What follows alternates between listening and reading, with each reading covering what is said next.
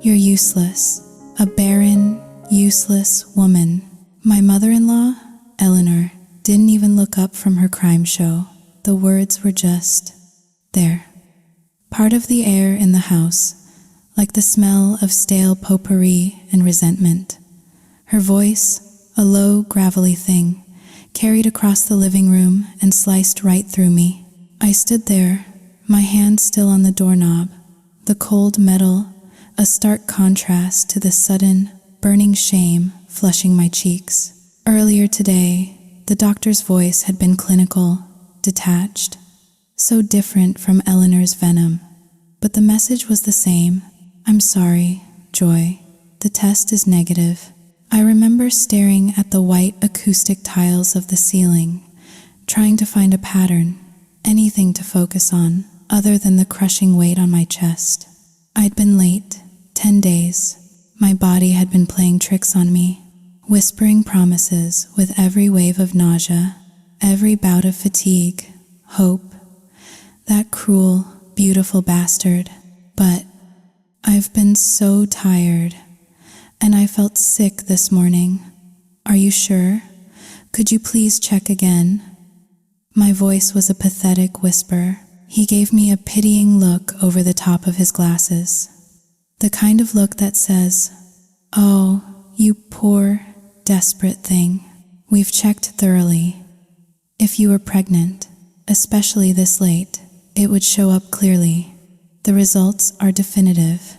You're not pregnant." To him, it was just another Tuesday afternoon, another negative result delivered. To me, it felt like a sentence, a final verdict. My heart, which had been fluttering with nervous hope all morning, felt like a stone dropping into a bottomless well. I stumbled off the examination bed, my legs shaky. The nurse handed me the ultrasound report. I didn't need to read it. I knew what it would say. But my eyes caught the final sentence anyway. No abnormalities found. No abnormalities. The words mocked me. I started to cry right there in the hallway, silent, hot tears streaming down my face. Why? Why couldn't I have what seemed to come so easily to everyone else? I wasn't asking for the world. I wasn't asking for riches or fame. All I ever wanted was a child. 5 years. 5 long, agonizing years of waiting, of praying, of nothing. I couldn't go home. Not yet. I couldn't face the questions in Michael's eyes, the disappointment thinly veiled as comfort. So I drove to the old chapel on the hill, the one with the stained glass windows that cast colored light across the worn wooden pews. I went there every month, a desperate pilgrimage, begging a God I wasn't even sure I believed in anymore to grant me a baby. A boy, a girl, I didn't care, just one, please, just give me a child. But the more I prayed, the more distant the dream seemed. The sky bled from orange to purple as the city lights began to flicker on. My phone buzzed, shattering the quiet of the empty chapel. I saw Michael's name and a wave of exhaustion washed over me. I answered, "Yeah, I'm listening, Joy. Where the hell are you? It's getting late. Why aren't you home?" "I'm on my way back." "Well, hurry up. My mom's starting in on me again. I've got a massive headache. Just get home, okay?" "Okay." I hung up.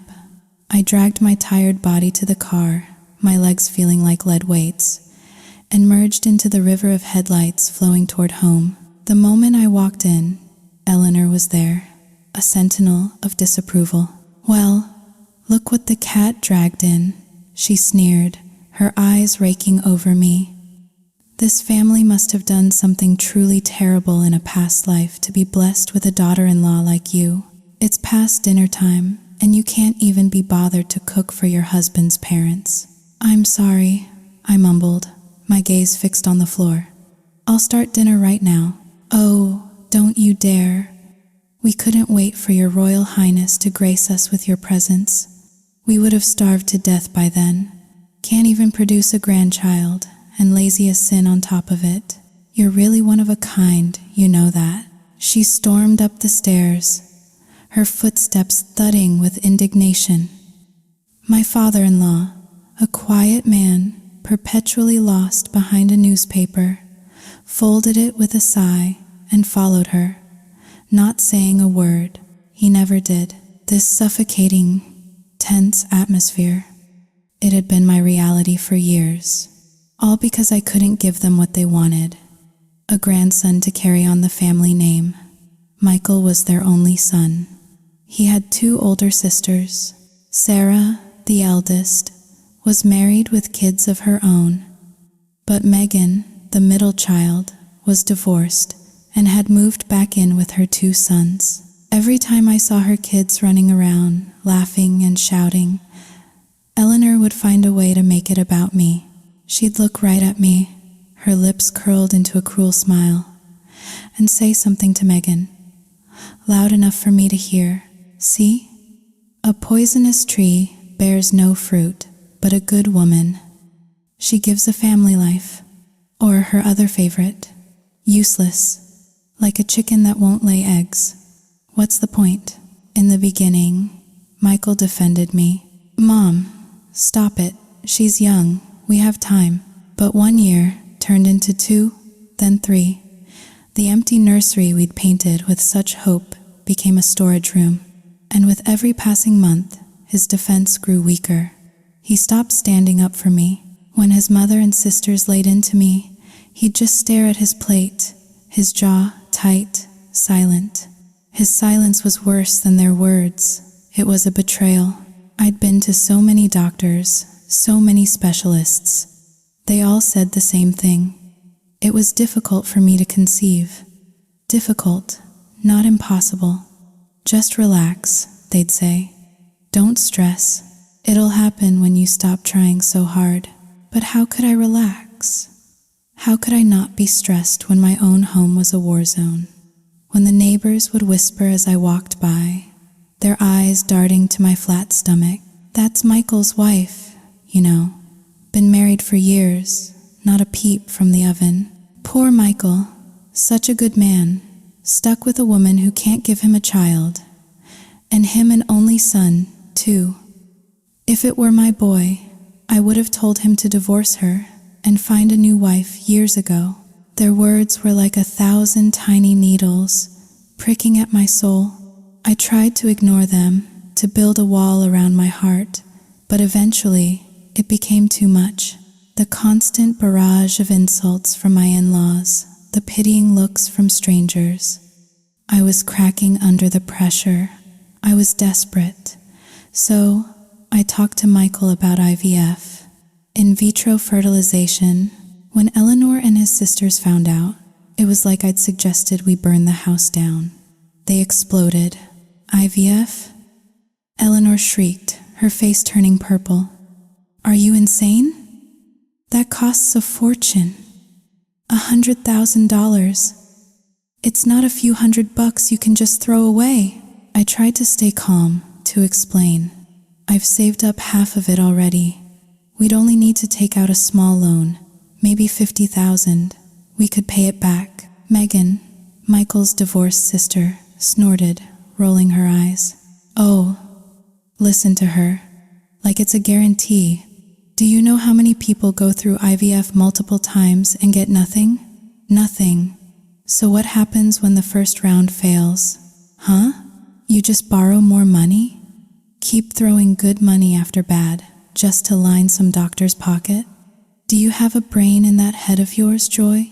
I opened my mouth to argue, but she was already on a roll, her voice getting louder and shriller. My friends get pregnant just by looking at their husbands. They have beautiful, healthy babies, a boy and a girl, without spending a dime. And then there's you. You make a few bucks an hour watching other people's kids. I bet you don't even cover your gas money.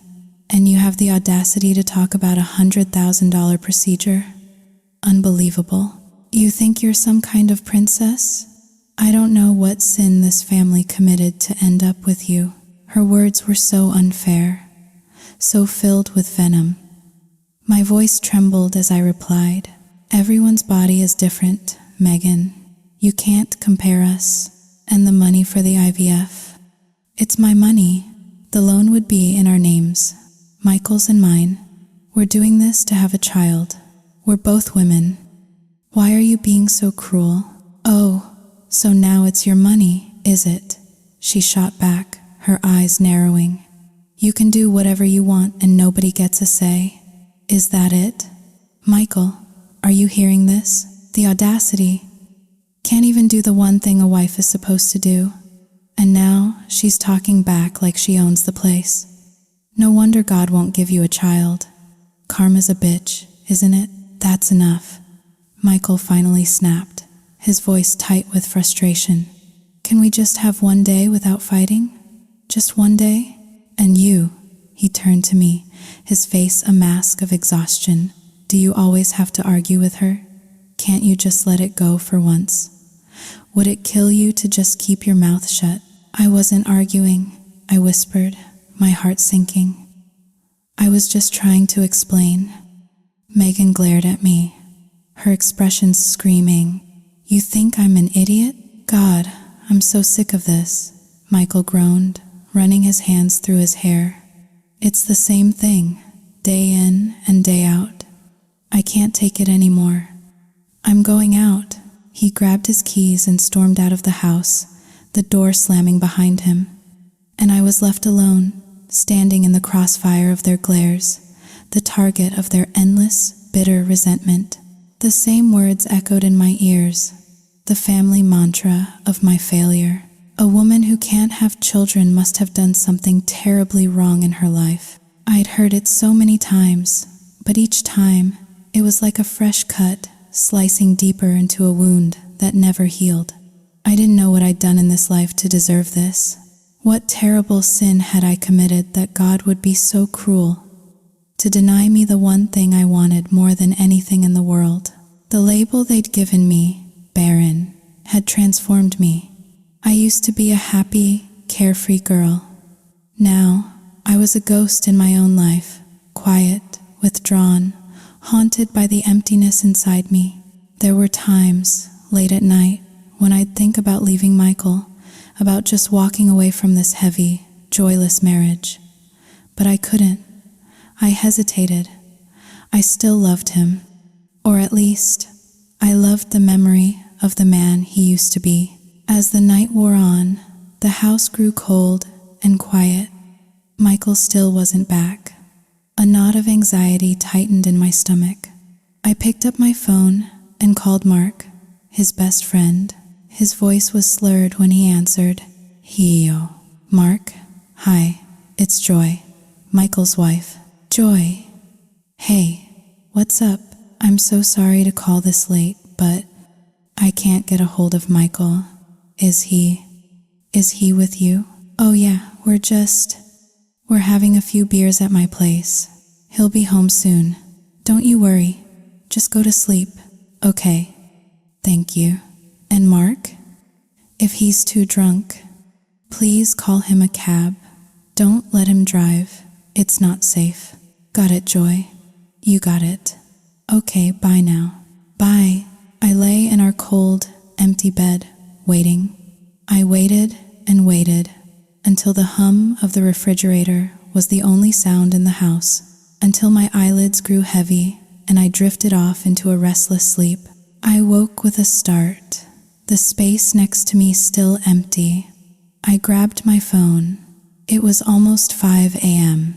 Panicked. I called Michael's cell. After a few rings, he picked up, his voice groggy. He told me he'd crashed at Mark's place and was heading straight to work from there. After we hung up, I got up.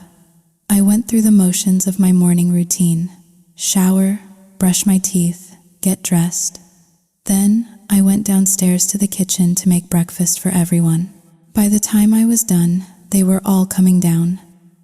Eleanor looked around, her eyes sharp. "Where's Michael?"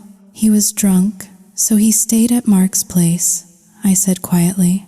Megan had just sat down, but her mouth was already open, ready to fire. "You know, Michael used to be such a good boy, so responsible. He never stayed out all night. I wonder what's changed. Maybe he's just so miserable he doesn't want to come home anymore. Her son, Ben, looked up from his cereal. Why is Uncle Michael sad, Mommy? Megan stroked his hair, her eyes fixed on me with a sickly sweet smile. Well, honey, sometimes when a man sees all his friends with little boys and girls of their own, and he doesn't have any, it makes him very, very sad. When you grow up, Ben, you make sure you pick a good wife. Okay? Not like your Uncle Michael did. She let the words hang in the air, a deliberate, poisoned dart aimed right at my heart. I wasn't stupid. I knew exactly what she was doing, but it was early, and I didn't have the energy for another fight, so I said nothing. I just stared down at my plate, pretending I hadn't heard, and shoveled food into my mouth so I could get to work. The bell chimed as I walked into the daycare center, the familiar smell of crayons and disinfectant washing over me. Vanessa, my co-teacher, and the only person in this city I could truly call a friend, was already there, slumped over her desk with a sigh that seemed to carry the weight of the world. God, I'm so over it, she groaned, not even looking up. I dropped my bag in its cubby. What's wrong with you? If anyone should be miserable, it's me. I'm pregnant, she said, her voice flat. And I think I have to get rid of it. I froze. I just stared at her, the words echoing in the cheerful, brightly colored room. You're pregnant? She nodded, picking up a dry piece of toast from a paper bag, looking at it like it was the source of all her problems, then dropping it back in. Took a test this morning. 2 dark pink lines. I wanted to scream. A small, bitter laugh escaped my lips. Pregnant is a good thing, Van. What's there to be miserable about? I would kill to be in your shoes right now. Her face softened instantly, the memory of my own struggle flooding back into her eyes. Oh, Joy, I'm so sorry. I didn't mean... Did you? I shook my head, a sad smile playing on my lips. Nope, nothing.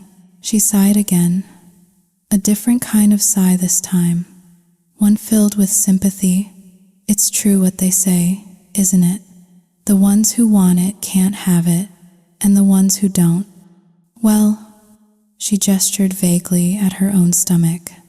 But I've made up my mind. I'm not keeping it. We can't afford it. Have you really thought about this? Don't you think you'll regret it? I've thought about nothing else, she said, her voice firming up. We have no money, Joy. Rent, food, utilities. We're already drowning with 2 kids. If I have another one, I'll have to quit my job. We'd be a family of 5 living on 1 salary. We'd starve. If you can't give a child a decent life, you shouldn't bring them into the world. It's that simple. Did you talk to Kevin? I did, he said. Maybe we can make it work. But when I asked him how exactly we would feed another mouth, he went quiet. You know what that means. The burden would be on me. It always is. She looked at me, her eyes pleading for understanding. I just can't do it, Joy. I can't. I let out a long breath. God, if only that baby was in my belly instead. Don't be sad, she said, reaching over to pat my arm. Just relax, remember? It'll happen. You guys were talking about IVF, right? 5 years, Van. How much longer am I supposed to just relax? And the IVF? Michael's family won't let us. They think it's a waste of money. But it's your money. You're not asking them for a dime. What does Michael say? He's hesitant, unsure. To do it, we'd have to take out a loan for $50,000, maybe $60,000. I've done the research. The whole thing could cost over $100,000. His family is afraid it won't work and will be stuck with the debt. And honestly, I don't know what to do either. They're right. IVF isn't a guarantee. What if it fails? We'd lose all our savings and be in debt up to our eyeballs. His family would have another reason to hate me. I'm just 03 hash is greater than I'm so tired, Van. Sometimes I just want to file for divorce and be done with it all. Vanessa gave my shoulder a squeeze just as the first parent arrived. A smiling mom dropping off a little girl with bright red pigtails. Our conversation was over. The day had begun. The rest of the day was a whirlwind of chaos and noise. We had over 20 kids in our class, a swirling tornado of energy. We taught them the alphabet, wiped their noses, broke up fights over building blocks, and read them stories until our voices were hoarse. At 4:30, the parents started arriving, and by the time we'd cleaned up the classroom, it was well past 5. My routine was always the same. Stop at the grocery store on the way home, fight the evening traffic, get home, cook dinner, clean up. By the time my head hit the pillow, it was usually after 11 p.m. A relentless, soul-crushing cycle. But today was different. When I pulled into the driveway, I noticed a pair of shoes by the front door I didn't recognize. Stilettos, sparkly ones with a glittery trim, and next to them, a tiny pair of children's sneakers. Michael's sisters never wore heels that high. We must have company. I didn't think much of it. I juggled my purse and the grocery bags and pushed the door open. The first thing I heard was the sound of someone crying, a soft, hiccuping sob. I know Michael has a wife, a woman's voice said, trembling. I never wanted to come here to cause any trouble for your family. But honestly, I have nowhere else to turn. Then I heard Megan's voice, uncharacteristically gentle. You didn't do anything wrong, sweetie.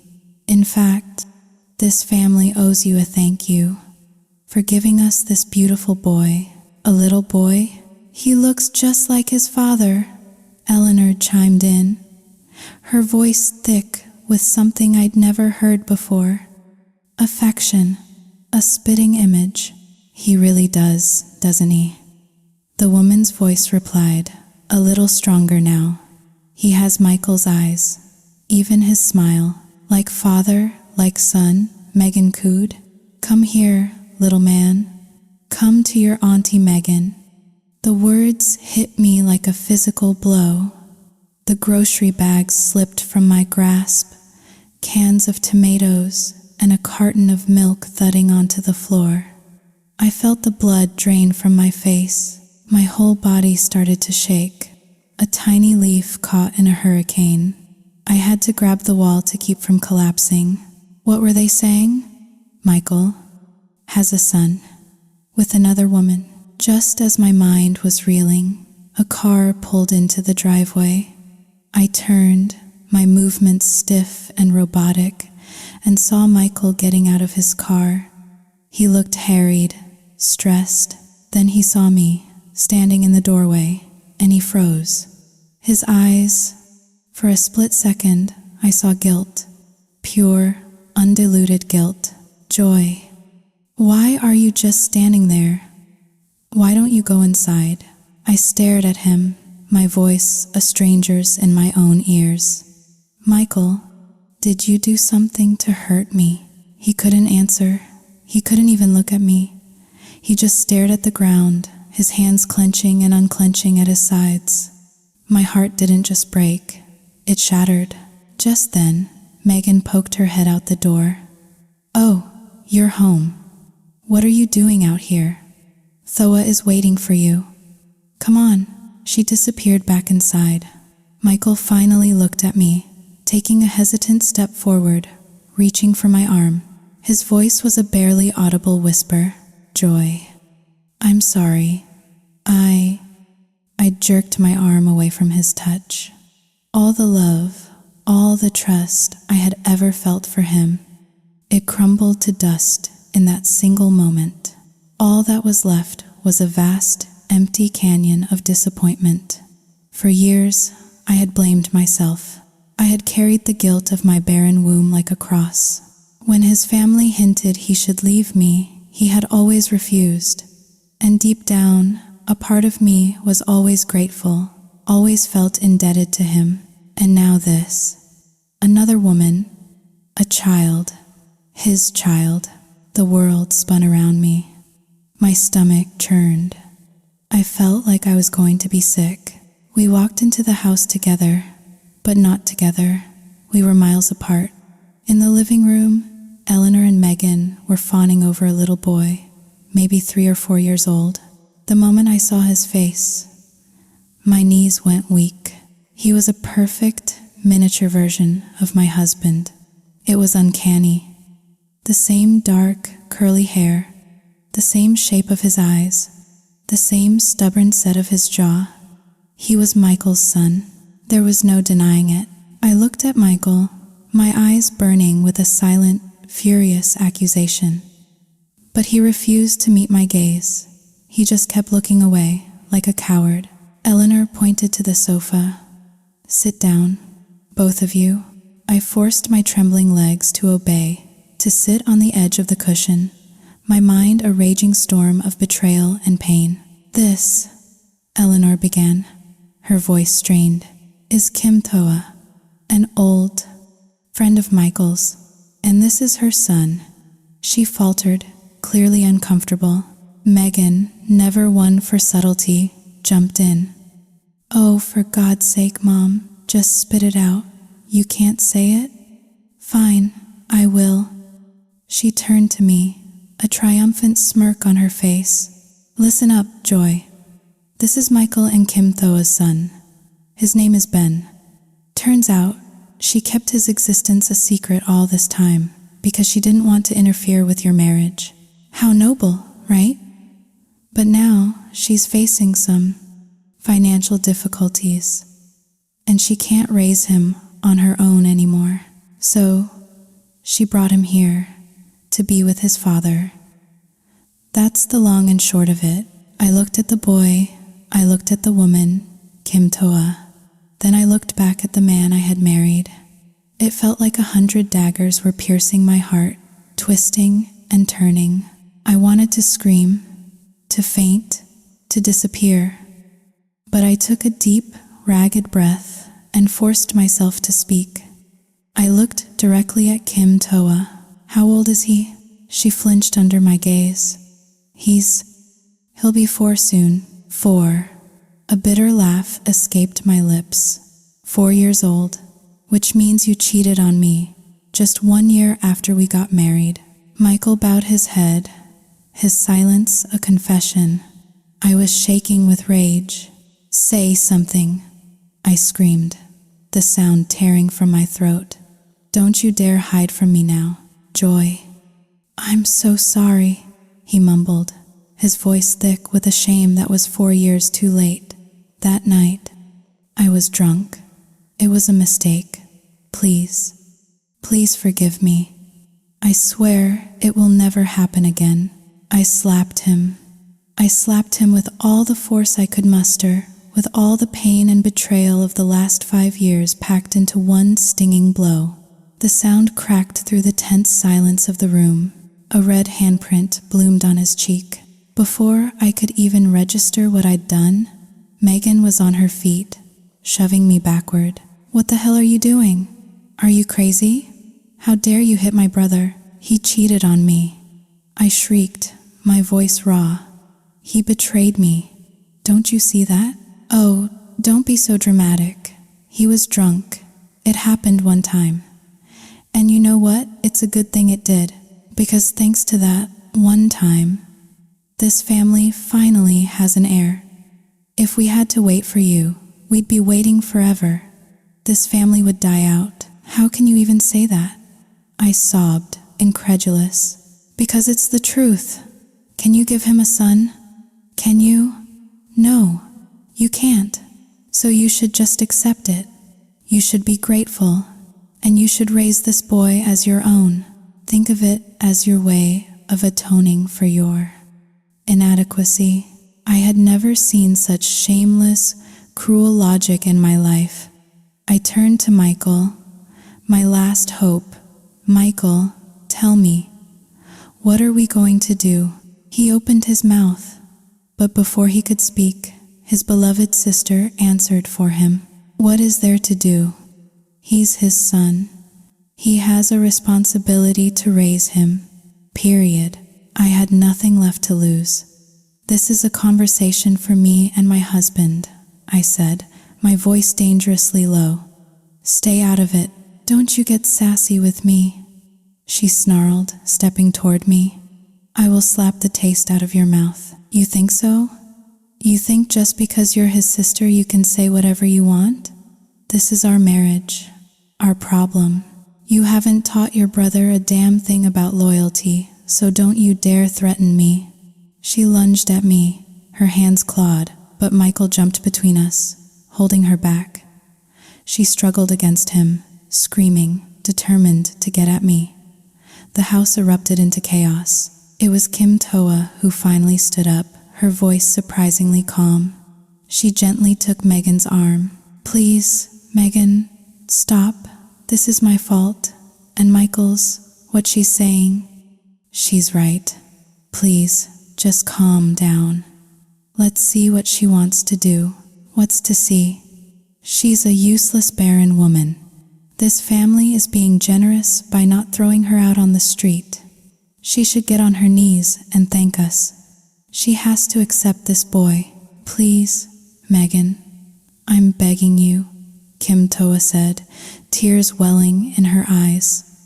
If I had known my son, and I would cause this much trouble, I never would have come. Ben, honey, let's go. Let's go home. The little boy, who had been watching silently with wide, scared eyes, obediently stood and took his mother's hand. Immediately, Eleanor and Megan panicked, rushing to stop them.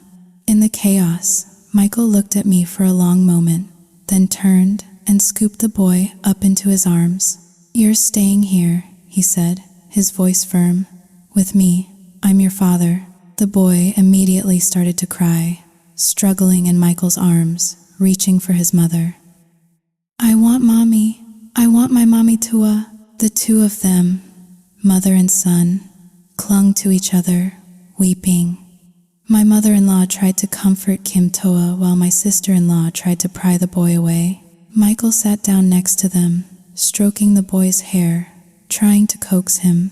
Stay with Daddy, Ben. Daddy will buy you lots of toys. But the boy was inconsolable. He only wanted his mother. Then, Megan, with a glance in my direction that was pure poison, made a suggestion that felt like a death sentence. Why don't you stay for a few days, Toa? Just until Ben gets used to being here. I felt the air leave my lungs. Was she insane? To suggest, so casually, that my husband's mistress and their child move into our home? Or was it that my inability to have children had made me so worthless in their eyes that my feelings no longer mattered at all? Kim Toa looked at me, then quickly shook her head. No, that wouldn't be right. Megan glared at me, her lips curling. Well, what do you think, Joy? If you can't handle it, there's always divorce. Honestly, if I were you, I would have left a long time ago. When you can't give a man what he needs, you should have the decency to let him go. Why do you keep clinging to him when it's obvious no one in this house wants you here? It's just pathetic. What did you just say to me? The words came out low and dangerous. All the pain, all the years of biting my tongue, finally boiled over. Just cut her some slack, will you? Michael finally intervened, turning on his sister. I said I'd handle this. Handle it how? By begging this barren woman for permission. Look, Michael, I'm not going to sugarcoat it. That poisonous tree won't bear fruit, but a good woman. You know the rest. How she ended up this way, God only knows, but he obviously blocked her womb for a reason. What are you even holding on to? Just get rid of her. I'll find you a new wife, one who can actually give you children. That's enough, Michael yelled, his face red with anger. Stop talking. Do you want to destroy this family completely? Is that what you want? He turned to me, his voice softening slightly, but his eyes were desperate. Let me be clear. Ben is my son. I will accept him. But Joy is my wife. I'm not leaving her. Kim Toa stood up then, placing a hand on Megan's arm, her voice a model of gentle reason. Please, Megan, don't make things harder for Michael. He's in a tough spot. You're putting him in a terrible position. See? Megan sneered, looking from Kim Toa back to me. Look how understanding she is. Not like some people I know. Rude, disrespectful. She turned her attention back to the little boy, cooing and stroking his hair. Oh, my sweet little Ben, you are my little treasure. This whole house will be yours one day. Everything your father owns will be yours. She shot me a venomous look over the boy's head. I knew she was saying it for my benefit, to provoke me, to push me until I broke and walked out the door. But in that moment, her words, her actions, they didn't matter as much as his, Michael's. He pulled me upstairs, into our bedroom, and shut the door. And then he did something I never expected. He knelt. He knelt on the floor at my feet, his head bowed. Joy, please, he begged, his voice cracking. Please accept him. Let me be his father. Let him live here with us so I can raise him. My voice was cold, devoid of all emotion.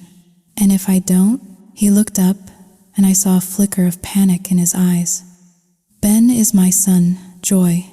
I can't abandon him. So, you can abandon me?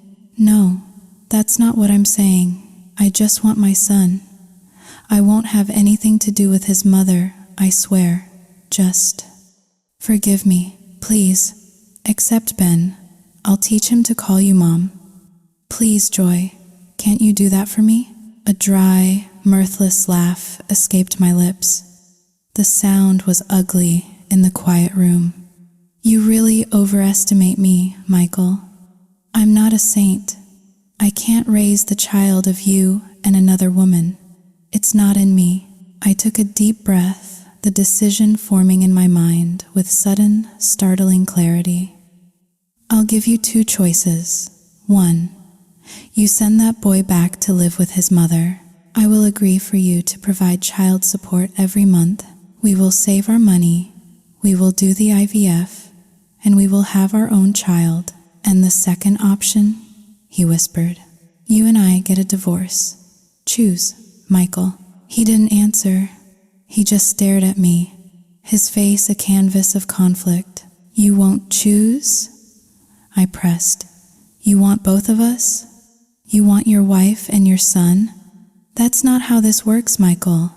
You don't get to have everything. The silence stretched, thick and suffocating.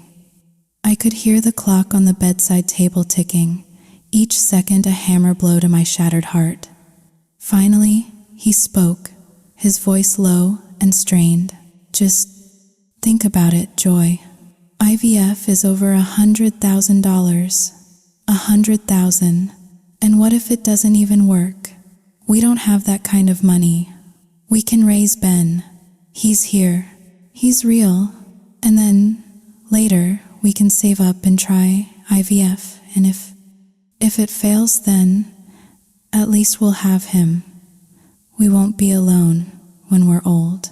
He's 4 years old, Michael, I said, my voice flat. Do you really think he doesn't know who his real mother is? So what if he does? Biology isn't everything. The bond of raising a child, of loving him, that's what matters. If you're just good to him, if you love him, he will love you back. Joy, I'm begging you, please, just accept him, to see him there, the man I had shared a bed with for 5 years, the man I had loved, kneeling at my feet, begging me to accept his illegitimate child. The pain was a physical thing, a vice squeezing my chest. I was only human. I wasn't a martyr. I couldn't just graciously accept this betrayal, this walking, talking symbol of his infidelity. But then again, I was the one who couldn't give him a child. 5 years. He had waited 5 long years. Was his desperation so wrong? As I was wrestling with my thoughts, the bedroom door burst open and Megan stormed in. "Get up, Michael. Stop begging her. I'm telling you right now, this family needs an heir. We are keeping that boy, and you," she pointed a trembling finger at me. "If you can't live with it, then get the hell out. It's that simple." "Megan, get out," Michael said, his voice weary. "I told you, I'll handle this. Handle it by groveling at the feet of this barren woman? Please. We should be thanking our lucky stars we haven't thrown her out already. She can stay or she can go. This family doesn't need a daughter-in-law who can't even do the one thing she's supposed to do." I stared at her, my voice shaking with a cold fury. "You're a woman too, Megan. How can you say such cruel things?" "It's because I'm a woman that I can say them. It's our purpose." "It's true, I haven't been able to give Michael a child yet," I said, my voice rising with every word. "But I have always been trying. Every single day, I have to listen to you and your mother's insults, your constant digs and whispers. I've endured it all in silence. But that doesn't mean I will stand here and accept my husband's infidelity, then leave," she shrieked. "Nobody's forcing you to stay. You think you're some kind of prize? A woman who can't get pregnant isn't even a woman. She's just useless. How dare you?" "I dare because it's true. What have you contributed to this family?" "I may not have a child yet," I shot back, my voice dripping with ice. "But if I did, I would raise them right. I would teach them not to steal, not to cheat, not to sleep around. And I certainly wouldn't teach them to be a loud-mouthed, disrespectful bitch like you. As for your precious brother, you can have him. I don't want him anymore. I want a divorce. Right now." "Good. This family will throw a party." Her triumphant, goading face. I wanted to slap it. I wanted to scream and tear my hair out. But then, a sudden thought, cold and clear, cut through my rage. If I leave now, I'm giving her exactly what she wants. She wins. No, I wouldn't give her the satisfaction. I turned to Michael, my voice steady. "Fine. I will accept the boy. But I have conditions." Michael's face flooded with relief. "Anything, Joy. What are your conditions?" "Either your sister and her children move out of this house, or we move out and get our own place." "What?" Michael stared at me, stunned. Megan looked like she was about to have an aneurysm. She lunged at me again, screaming obscenities, but Michael managed to push her out of the room and lock the door. I could hear her pounding on it, her muffled curses filling the hallway. I ignored her. I only had eyes for Michael. "Well, what's your decision?" "Joy, she's a single mother. She has 2 kids. Where would she go?" "I don't know. And I don't care. That's not my problem. Joy, please, don't make this so difficult. One side is my wife, the other is my sister. How can I choose?" "Then why did you make it difficult for me? Why did you force me to choose between my dignity and raising the child of you and another woman?" "Let me ask you something, Michael. If I got pregnant with another man's child, would you welcome that child into your home? Would you raise it as your own?" "Of course not. That's different. A man is different from a woman." A bitter laugh escaped me. "There it is. You see? You wouldn't be so forgiving if the roles were reversed. So why are you demanding that I be a saint?" He couldn't look at me. He just ran a hand over his face, his composure finally cracking. You think this has been easy for me? He suddenly burst out, his voice raw with a pain I hadn't seen before. You think you're the only one who's been suffering? What about me? 5 years, Joy. 5 years of going out with my friends and seeing every single one of them with their kids. They have 1, 2, sometimes 3 children. And what do I have? Nothing. Have you ever thought about my pride? My honor? My desire to be a father? I was stunned into silence. He continued, his words tumbling out in a torrent of long-suppressed frustration. Yes, I made a mistake. I was drunk and I wasn't thinking, but I never saw her again. I never snuck around behind your back. I'm just asking you, begging you, to let me have my son, to let me finally feel what it's like to be a father. Why do you have to make such a big deal about this? You want a divorce? Is that what you want? Fine, write it up. I'll sign it. I just stared at him, my legs trembling. This man, my husband, was challenging me to leave him after he was the one who cheated, after he was the one who brought this chaos into our lives. It was so absurd, so utterly twisted, that I almost laughed. I lifted my chin, a cold resolve hardening inside me. Fine. You want to throw me out? The whole family wants to throw me out. Fine. But I didn't just show up on your doorstep with a suitcase. Your family came to my parents' house. You asked for my hand. You will take me back the same way. This was a proper marriage. You don't just get to discard me when you're done. I was always the quiet one, the one who endured. But the years of suppressed anger, of silent humiliation, had finally erupted. I was done being a doormat. I was done letting them walk all over me. Without another word, I climbed into bed, pulled the covers over my head, and shut out the world. I didn't care what he was muttering, what he was pleading. I just lay there, in the dark, and listened to the sound of my own heart breaking. Later, I don't know how much later, I heard Megan pounding on the door again, calling for Michael. I didn't know what they discussed, what plans they made. I only knew that when the hunger in my stomach finally became a gnawing pain, I had to get up. I had to eat. I had to take care of myself, because it was clear no one else in this house would. Downstairs, the living room was filled with the sound of laughter. Megan, my in-laws, and that woman, Kim Toa, and her son. They were all there, a happy little family. When they saw me, the conversation stopped abruptly. The laughter died. Megan, of course, couldn't resist a final jab. She smirked at me. Well, look who it is. Have you written up the papers yet? Michael's waiting to sign them. Then you can pack your bags and get the hell out of our house. We don't want your kind here. A useless, barren woman who talks back to her elders. I didn't look at her. I looked at Michael. I gave him one last chance. One last chance to be the man I thought I had married. To stand up for me. He said nothing. He just sat there, silent, as his sister verbally abused me. He sat there, silent, as his mother chimed in.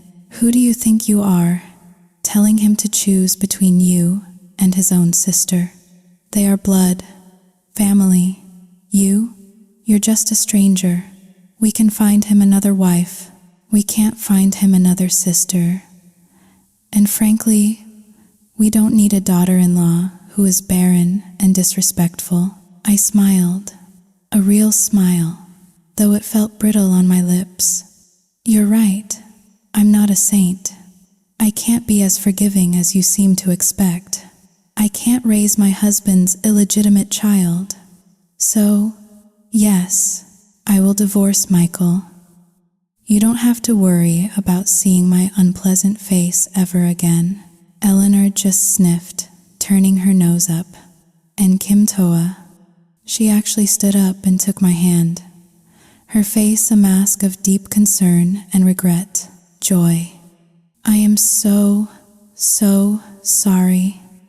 If I had known my presence would cause such a rift between you and Michael, I would never have come. Truly, I apologize. I pulled my hand from her grasp. My voice was quiet, but it carried across the silent room.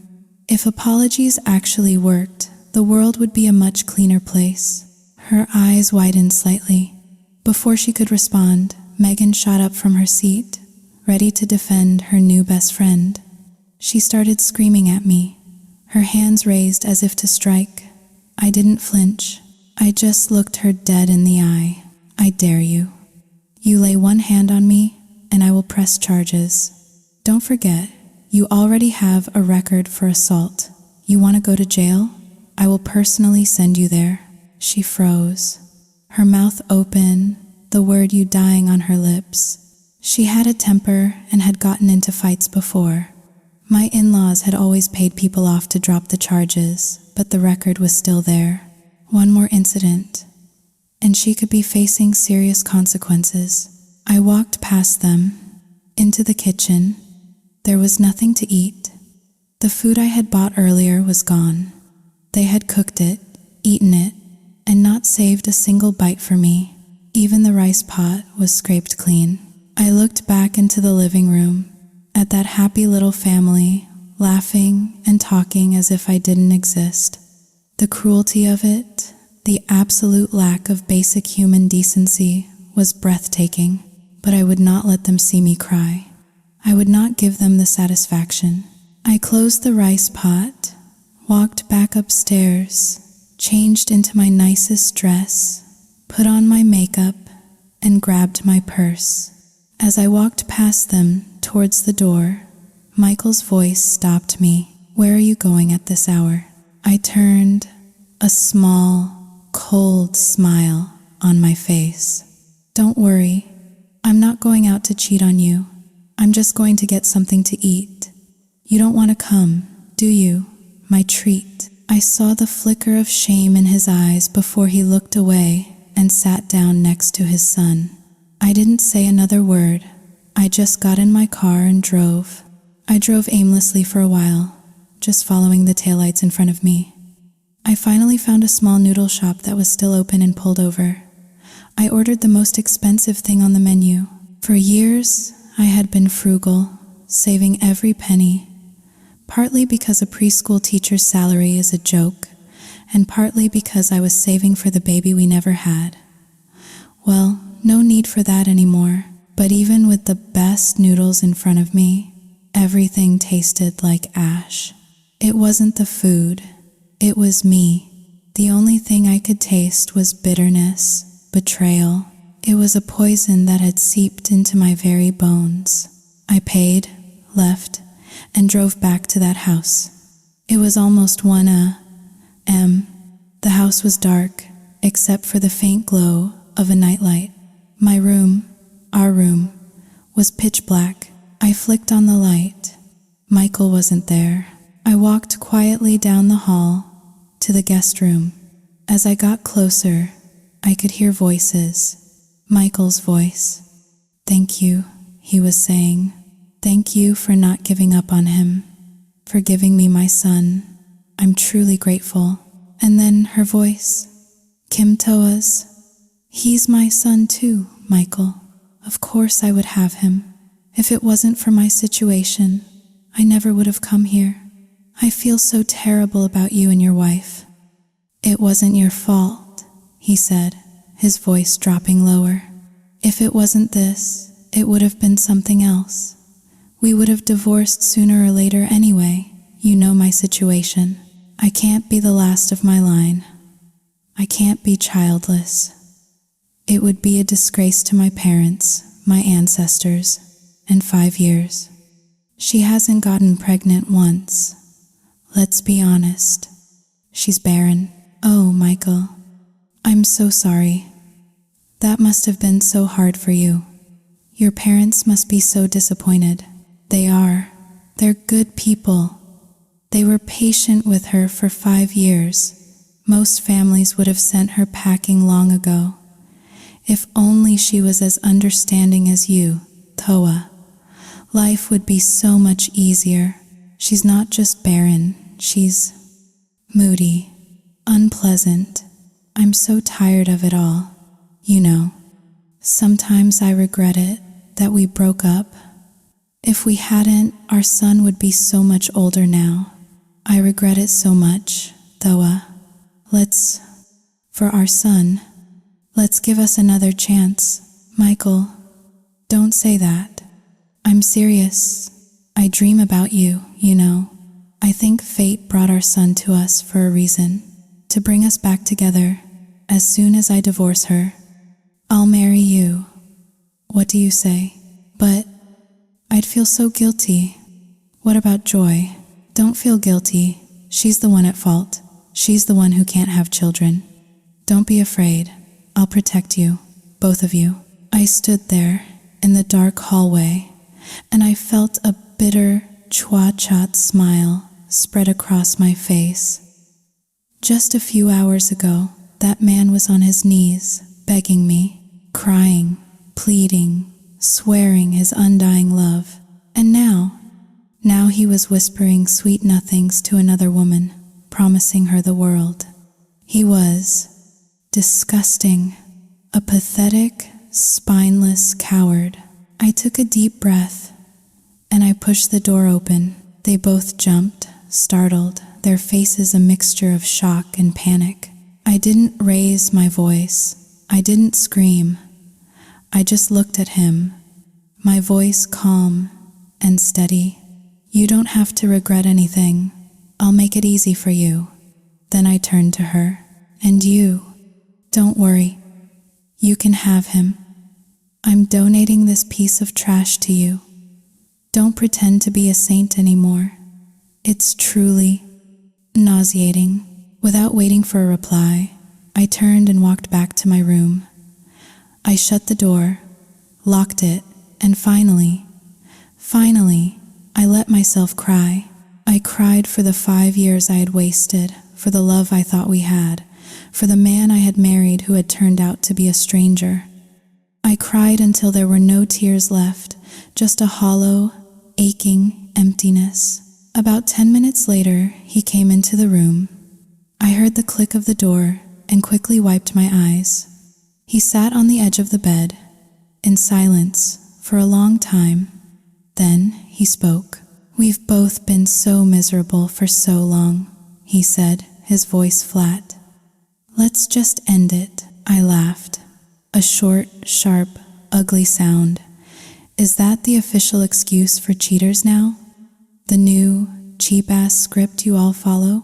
Think whatever you want, he said, his voice hardening.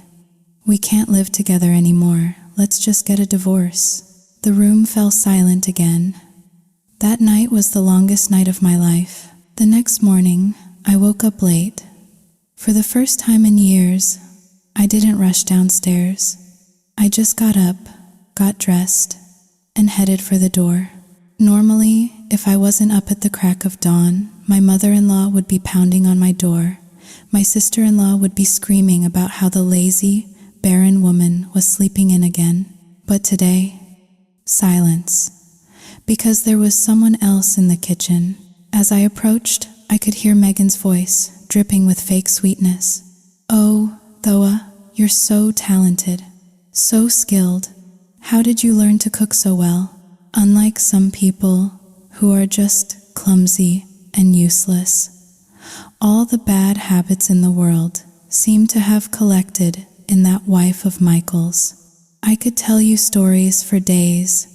It's horrifying, I heard Kim Toa's gentle reply. Oh, I don't think Joy is that bad. She's a teacher, after all. Her personality can't be that terrible. It's just a shame she can't have children for the family. Teacher? Megan snorted. There are teachers and then there are teachers. She's not some intellectual. She's a glorified babysitter. Wipes noses for a living. I bet her 3-cent salary doesn't even cover her gas and makeup expenses. Without Michael's income, she'd starve to death. It's infuriating. I can't stand the sight of her. I don't know what Michael ever saw in her. You praise me too much, Megan. I'm not as perfect as you say. Of course you are. Just giving this family a son makes you 1,000,000 times better than that barren woman. Don't you worry, Thoa. I won't let you and your son suffer. I'll take care of you. Just then, she looked up and saw me standing there. Her face soured, and she sneered.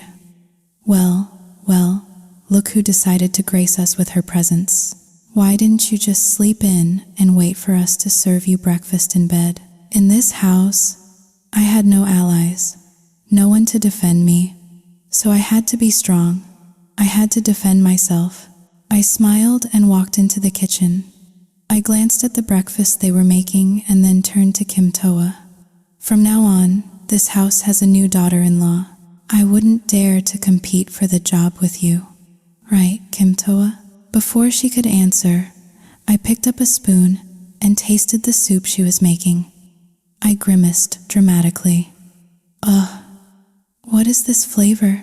It's disgusting. Megan immediately jumped to her defense. Hey, don't you start trouble. This soup is delicious. You couldn't cook something this good if your life depended on it. I put the spoon down and shrugged. You're right. I could never cook something that tastes this. Rotten. Can't you smell it? Oh, but then again, maybe you and Toa have the same taste. So it makes sense that you can't tell. You little... Oh, don't mind me. I won't disturb you two any longer. I'm off to work. I turned to Kim Thoa, a sweet smile on my face. Oh, and Thoa, after you're done cooking, be a dear and go clean my room, will you? After all, it's going to be your room soon. Yours and Michael's. And he likes things very clean. Best to start practicing now. Bye. I walked out of the house without a backward glance, leaving them sputtering in my wake. On my way to work, I stopped at a small cafe and ordered the biggest, most indulgent breakfast on the menu. A stack of pancakes dripping with maple syrup, scrambled eggs, bacon, the works. I ate every last bite. When I got to the daycare, Vanessa took one look at my face and knew something was wrong. Hey, she said, her voice soft. Are you free this afternoon? I need you to come with me somewhere. Where? To take care of. You know, the clinic yesterday said I need a family member with me. Could you come? It'll only take an hour or so. Will you be late for dinner? I put my bag down, a strange sense of calm settling over me. I've got all the time in the world, Van. I'm getting a divorce. Her jaw dropped. What? Are you crazy? Just a few days ago you were talking about IVF. What happened?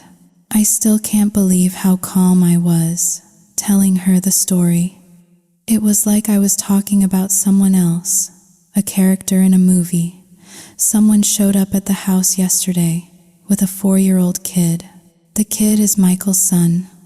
Looks exactly like him. There's no doubt. Vanessa's eyes were wide with shock. Michael has a secret kid? He was cheating on you? Not exactly. He said it was a one-night stand with an ex years ago when he was drunk. He claims he never saw her again, never knew about the kid until she showed up. So what's the deal? Why did she bring him now? She claims she's going overseas to work, can't take him with her, so she's just handing him over. Michael wants me to accept the boy, to raise him as my own. I can't, so we're getting divorced. Does he agree to that? He wants it, I said, a hollow feeling in my chest. He wants to be with his ex. That son of a bitch, Vanessa spat, her eyes flashing with anger. You have to make a scene, Joy, a huge one. You need to drag them through the mud. Let the whole world know what kind of people they are. I shook my head. What's the point? It's over. When love is gone, you just have to let it go. You're too soft. They'll think you're a fool, she insisted, her voice rising. You can't just let them get away with this. Go nuclear on them. Make them so ashamed they can't show their faces in public. If you won't do it, I will. I'll go over there right now and... No, Van, I said, cutting her off gently. It's not that I don't have the courage. It's just, what would it accomplish? It would only create more ugliness.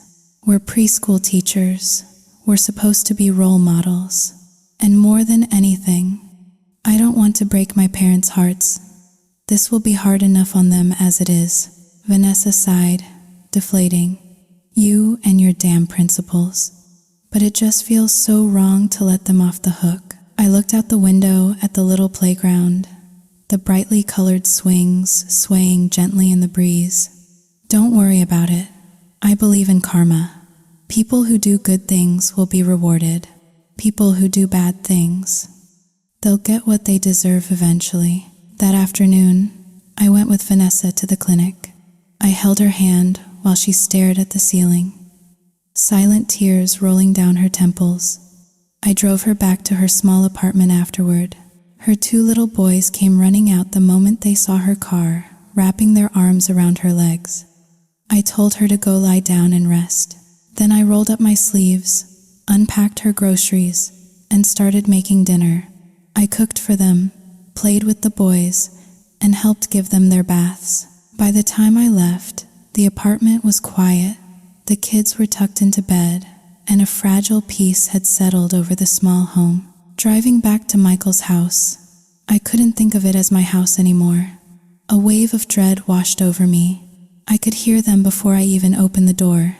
Laughter, warm, happy, familial laughter.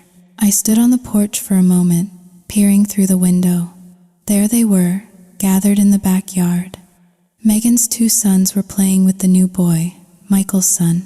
They were chasing each other around a small patio table, their shrieks of joy echoing in the twilight.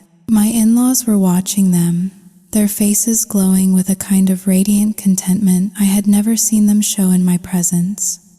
Kim Toa was standing behind Eleanor, massaging her shoulders, and Michael, Xiaoyu Jinghao Ling, 3 hashes greater than Michael, was sitting right there, next to his sister, smiling. They looked like a real family. A complete, happy family. And I was the outsider. The unwanted, broken part that had finally been removed so the whole could be perfect. But I was still his legal wife. I had no reason to be sneaking around my own home like a thief. I straightened my shoulders, took a deep breath, and walked inside. I went straight to the back door and stepped onto the patio. "Good evening," I said, my voice polite and even. My father-in-law grunted in acknowledgement. He never liked me, but at least he wasn't openly vicious like his wife. Eleanor just sneered. Well, look who's finally decided to drag her sorry ass home. Must have been a late night at the brothel. You a teacher, or is that just your side hustle? The insult was so vile, so out of left field, that I almost gasped. But I didn't. I just smiled. You've got it all wrong, Eleanor. To do that kind of work, you need a certain talent. I'm not talented enough, and my skin isn't thick enough to get slapped around by strangers. I turned to leave. "Excuse me, I'm going up to my room." "You stop right there," she shrieked, her voice cracking like a whip. "What did you just say to me? What was that supposed to mean?" "It didn't mean anything," I said, not turning around. "Don't you get smart with me, you little witch. Michael, get the divorce papers. Let her sign them. I want her out of my house. Now." Michael hesitated for a second, a flicker of conflict on his face. But Megan was already on her feet. She snatched a piece of paper from the table and shoved it into my chest. "Here, he's already signed it. Now, you sign it, pack your shit, and get out." The single sheet of paper fluttered through the air and landed at my feet. I bent down slowly and picked it up. 3 words were typed at the top: Petition for dissolution of marriage. I scanned the document. No shared assets, no children, but there was one clause: the savings account, $50,000. The document stated it was to be split evenly, $25,000 for each of us. I laughed. A real, genuine laugh of disbelief. You really thought of everything, didn't you, Michael? But I think you made a little mistake in your calculations. I looked him straight in the eye. This is my money. Why are you asking for a share of it? What are you talking about? Your money, he mumbled, avoiding my gaze. Are you really that stupid? Or are you just pretending to be? It doesn't matter. I'll be happy to remind you where that money came from. I turned my attention to the whole family, my voice clear and strong. When I married Michael, my parents, my entire family, gave me a wedding gift, gold jewelry, worth about $50,000. It was my dowry, a gift to me to start my new life. We decided to sell it and invest in a business with Sarah's husband, but then they got divorced, so the plan fell through. We agreed, you agreed, Michael, to put that money into a savings account in both our names for safekeeping. Do you remember now? How is any of that your money? Michael just stammered, unable to form a coherent sentence. Megan, of course, jumped in. When you're married, everything is shared property. There's no yours or mine. You think you can just walk away with all $50,000? You're a greedy bitch. You'll choke on it. I'm not worried about choking, Megan, I said, turning my cold gaze on her. But maybe you should be. You should be worried about your own children. It's a tough economy, raising 2 kids on your own. It can't be easy. She started, her face turning purple. But Kim Toa quickly stepped in, her voice dripping with syrupy concern. It's true, raising 2 kids alone is a huge burden, Megan. But not everyone is blessed with the opportunity to experience that hardship. Some women, they'll never know that joy. Will they? Joy. The blow landed exactly where she intended. A sharp, searing pain in my chest. My throat went tight, my eyes burned. They were all staring at me, a pack of wolves enjoying the kill. Eleanor, Megan, Michael, and this new woman. They were a united front. And if I cried, if I showed any weakness, they would tear me apart. So I swallowed the pain, I forced it down, and I smiled. You're right, I said, my voice steady. I haven't been blessed with those particular hardships, but I think that's just God's plan. He wants my children to have a worthy father, not the kind of man who sleeps around with anything that moves. And he wants my children to be raised by both their parents, not by a single mother who had a baby out of wedlock and doesn't even know what a blessing it is. You see it as a blessing? I see it as creating a lifetime of baggage for a child who will always be labeled a bastard. Kim Thoa's face went pale. She was so used to playing the victim, the saint, that she didn't know how to react, but Megan was always ready for a fight. You're just a jealous, bitter bitch. That's why you can't have children, because your heart is black. Michael finally stepped forward, his face a mask of disgust. I always thought you were a kind, gentle person, Joy. I never knew you could be so cruel, so venomous. Divorcing you is the best decision I've ever made. Now, sign the papers. Oh, I'll sign, I said, my voice dripping with contempt. But you're not getting a single cent from me. That money was a gift from my parents to me, not a free-for-all for you to go raise some other woman's child.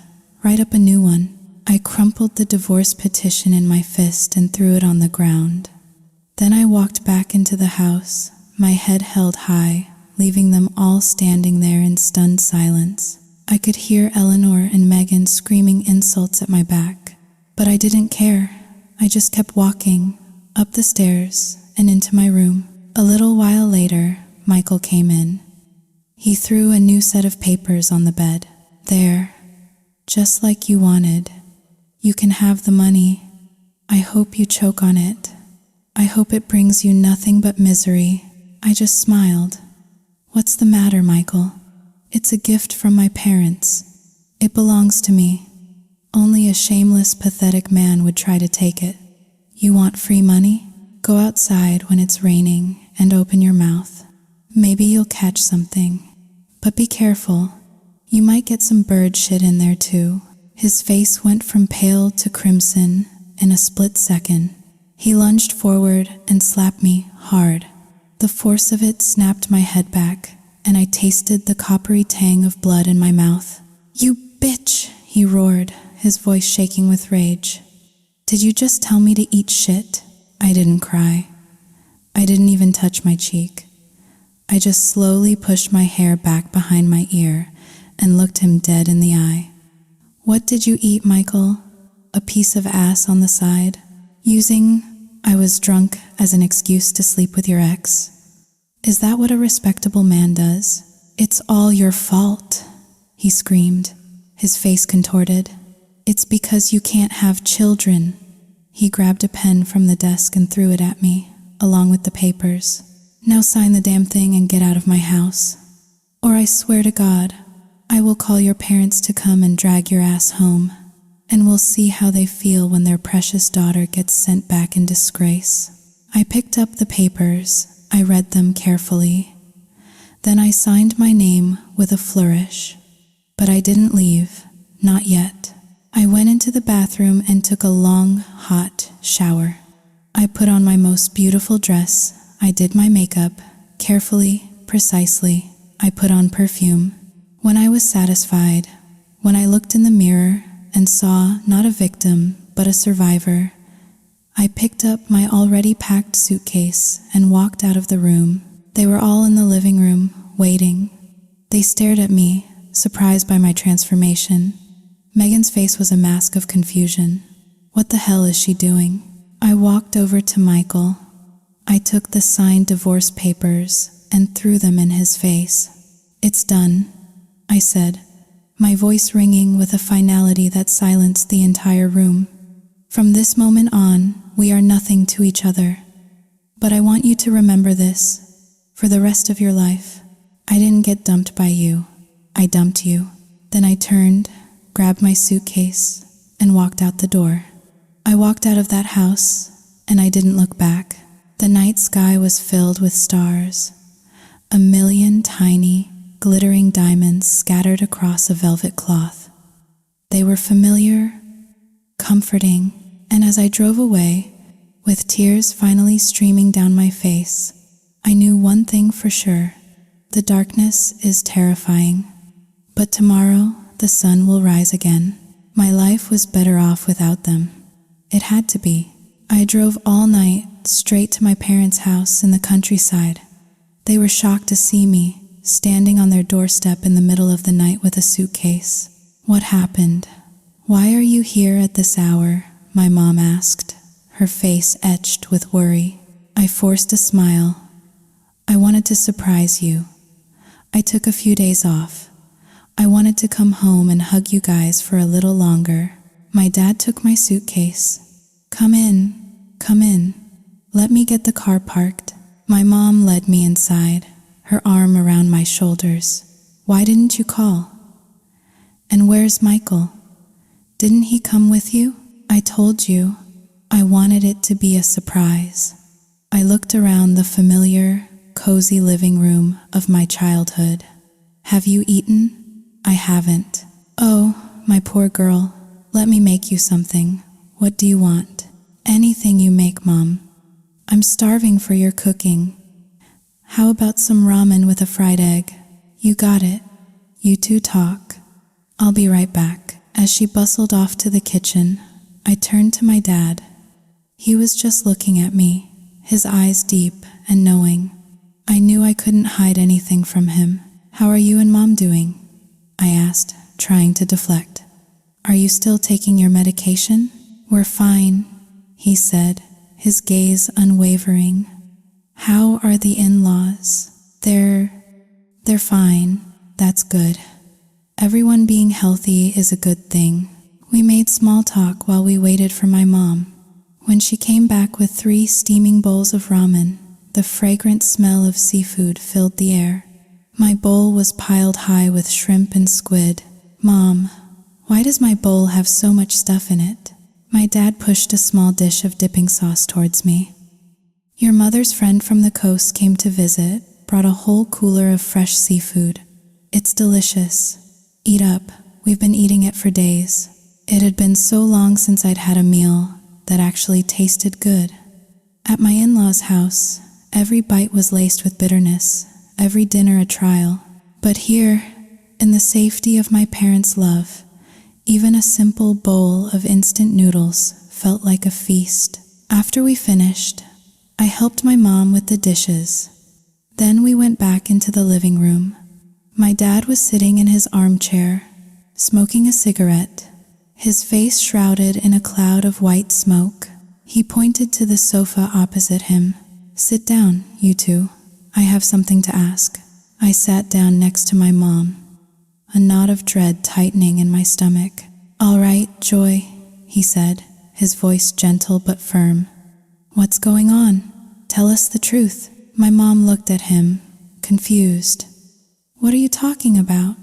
She said she came home for a visit. "Do you really believe that? A visit at this hour, with a suitcase full of clothes.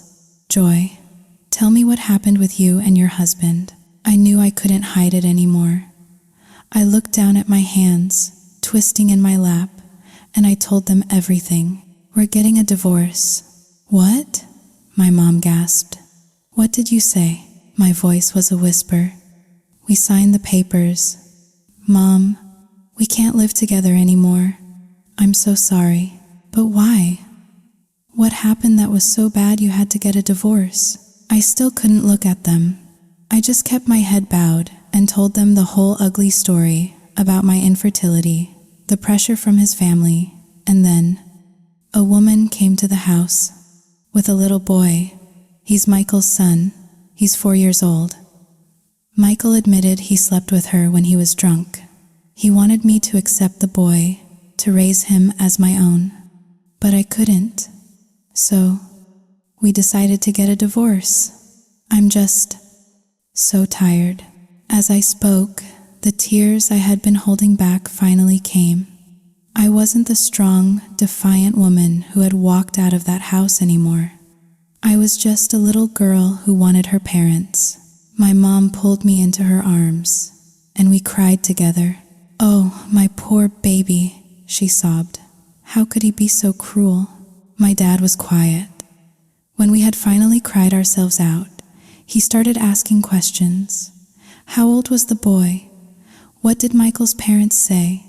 Whose idea was the divorce? Did they know I was coming home? He listened patiently to all my answers.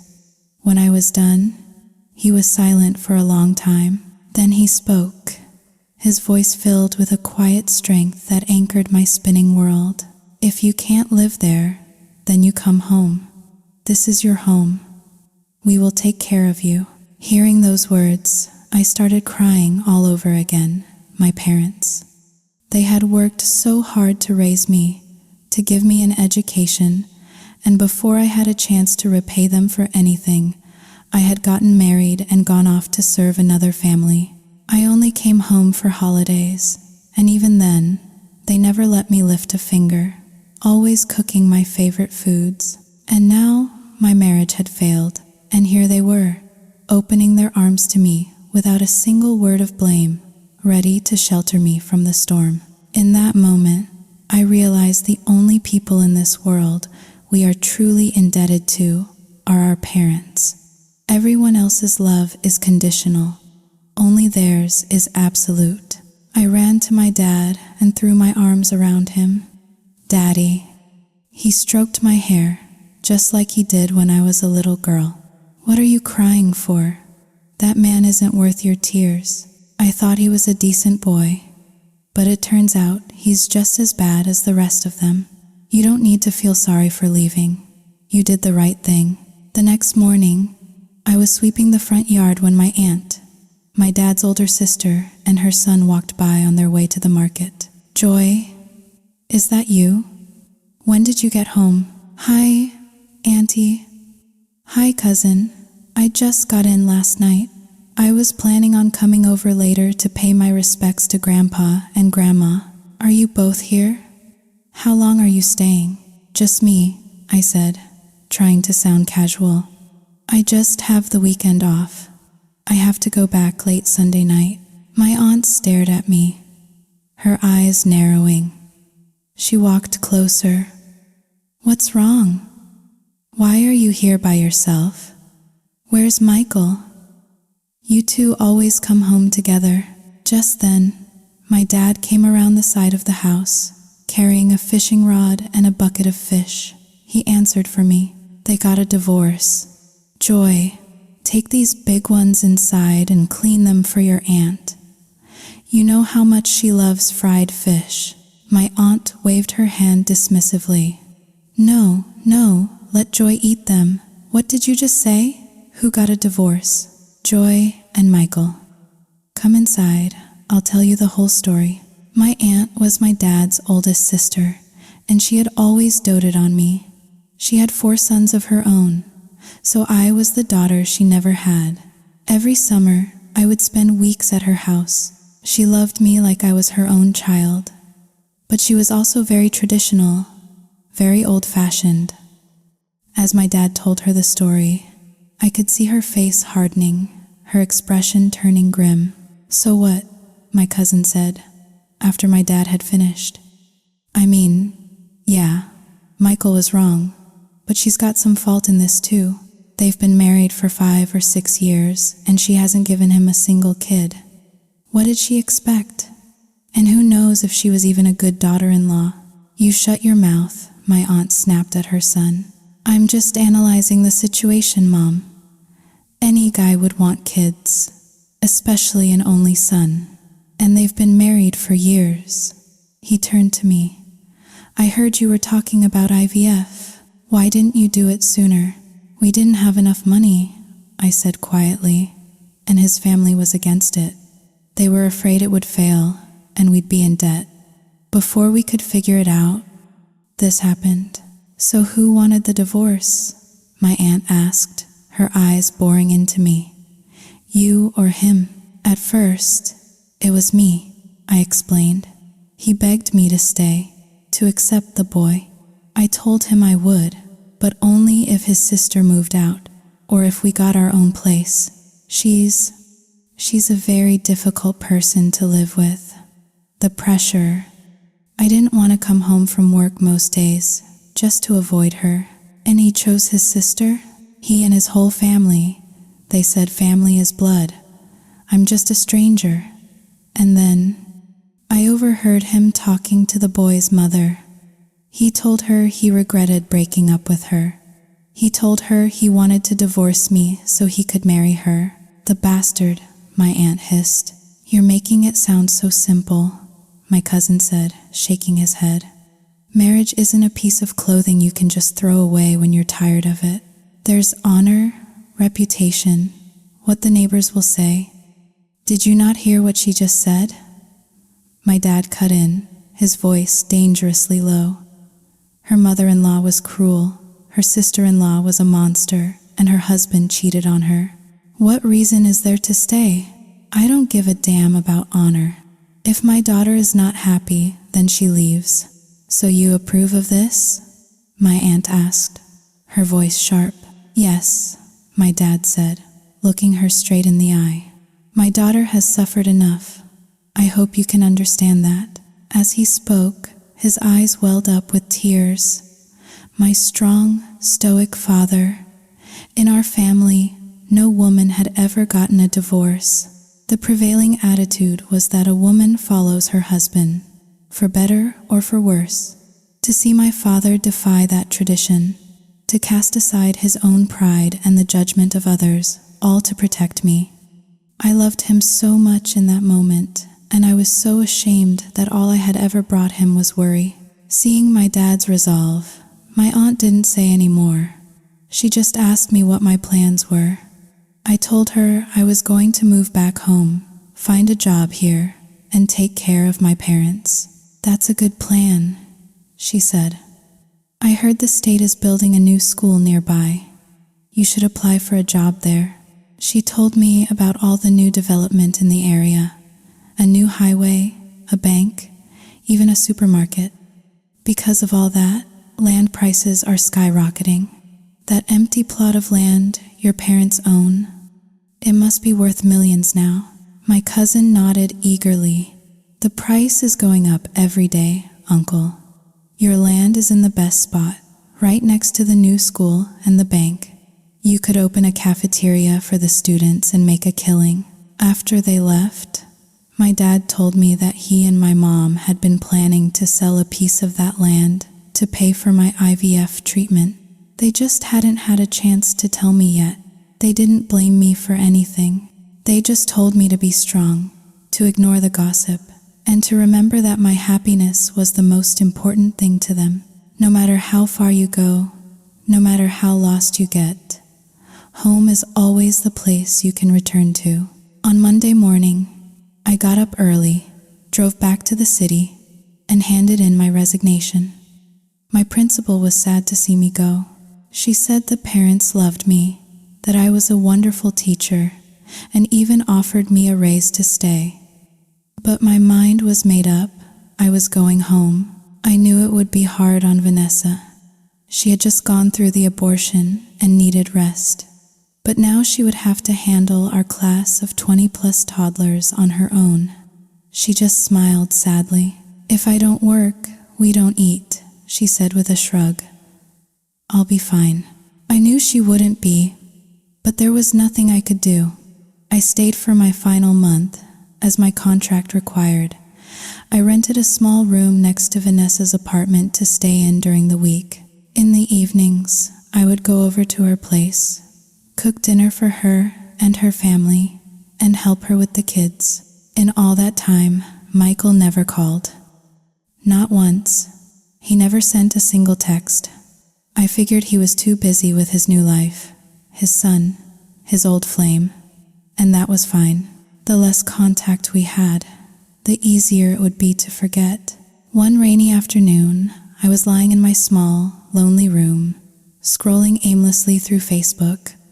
Under the People You May Know section, a familiar face popped up. Kim Toa. Curiosity, that old serpent, got the better of me. I clicked on her profile. Her most recent post was a picture, her son, and a man whose face was covered by a sticker. But I didn't need to see his face. I knew it was Michael. The caption was just an emoji. A man, a woman, and a child. A perfect little family. I scrolled through the comments. Friends congratulating her, asking who the mystery man was. But among all the hearts and likes, one reaction stood out. An angry face emoji. I clicked on the profile of the person who had posted it. A young girl, much younger than me. As I scrolled through her feed, I found a picture of her with Kim Toa and another young man. In the photo, Kim Toa was standing in the middle, smiling, with the girl and the young man on either side of her. They looked like siblings. A thought struck me. What if Kim Toa had been dating the girl's brother, and the girl was angry because she had just publicly debuted a new man? I became a detective. I went through the girl's entire friends list, clicking on profile after profile, searching for the young man from the picture. It took a while, but I finally found him. His name was Nathan. I went to his profile. It was mostly private, but as I dug deeper, scrolling through old posts, tagged photos, and comments, I found what I was looking for. There was no doubt about it. Nathan and Kim Toa had been in a serious relationship. And what was even stranger is less than #0, 3# is greater than Kim Toa was still liking and commenting on his posts, leaving flirtatious, romantic messages right up until the day she showed up at my house with her son. So what was the truth? Was she with Nathan, or was she trying to get back with Michael? It was late, but I couldn't sleep. I sent Nathan a friend request. About half an hour later, I got a notification. He had accepted. He was still awake. I hesitated for a moment, then typed out a message. "Hi, I know it's late, and I'm sorry to bother you, but I have a quick question for you." He replied almost instantly. "Go ahead." "My name is Joy. I was wondering, what is your relationship with Kim Toa? Were you dating?" "We were. We're not anymore." "Did she borrow money from you or something?" "No, nothing like that. It's just..." I took a deep breath and typed out the truth. "I'm not sure how to say this. I'm the wife of the father of Kim Toa's son." He sent back a single question mark. "The man in the picture she posted today, with her son. That's my husband." "Ah, I see. Well, like I said, we broke up. Her business is none of my business anymore." "I understand. Thank you for your time. Good night." I thought that would be the end of it, but a few minutes later, another message popped up. "Why were you asking about our relationship? Are you planning to start a fight with her or something?" "No. My husband and I are getting a divorce because of her and her son." "That's not the whole story, is it?" "No, we had our own problems, but her showing up was the final straw." "Can I ask you something? When did you two break up?" "Just recently. She dumped me, said she needed to find a father for her son, and that was it." The conversation ended. I fell asleep with my phone in my hand, my mind a tangled mess of questions. The next day, I told Vanessa everything. She frowned, her brow furrowed in thought. Why would she do that? I mean, no offense, but your husband and his family, they're not exactly a prize. Why would she fight so hard to get in there? For the son, I suggested. Doesn't make sense. If it was for the kid, she would have shown up years ago. I'm just as confused as you are. His salary isn't that high. He's not a supermodel. Why would she dump her boyfriend for him? It's so weird. Maybe your in-laws won the lottery? I laughed. Not a chance. If they did, my mother-in-law would have taken out a billboard to announce it to the entire state. Then it's just weird. Just then, one of the mothers arrived, dropping off her daughter. As she handed me the little girl's lunchbox, she smiled. "You're a lucky woman, Miss Joy. That piece of land you guys have been sitting on all these years, it's about to make you rich." I was confused. "I'm sorry, what land are you talking about?" "My husband's family are your in-laws' neighbors. How could you not know? The state just announced they're building a new highway right through that whole area, and your in-laws' property is the biggest plot, right on the corner of the new intersection. Don't you know?" "No. I had no idea. I thought you were talking about my parents' land. It's the same highway. It connects all the way up to your hometown. Anyone who owns land along that route is about to be very, very wealthy. And your in-laws' plot is the best of them all. That's a multi-million-dollar piece of property right there. Congratulations to you and Michael." She left, and Vanessa and I just stared at each other. "Oh my God," Vanessa whispered. "That's it. That has to be it. She found out about the land. That's why she showed up. She's a gold digger." It made a sick kind of sense. All those years, she hadn't cared. But the moment she heard about the money, she came running. Yesterday, when I was talking to her ex, he said at first he thought she owed me money. I said, "The pieces clicking into place. She must have a reputation." "Of course she does," Vanessa said, her voice filled with disgust. What a snake. She smelled the money and slithered right in. But you know what? As soon as that money runs out, she'll dump Michael just like she dumped that other guy. You mark my words. I knew she was right, but it still hurt. To think that Michael, that our entire marriage, could be bought and sold so easily. Don't you be sad about it, Vanessa said, giving my arm a squeeze. Getting out of that family is the best thing that ever happened to you. You should be celebrating. I tried to smile, and a part of me was relieved.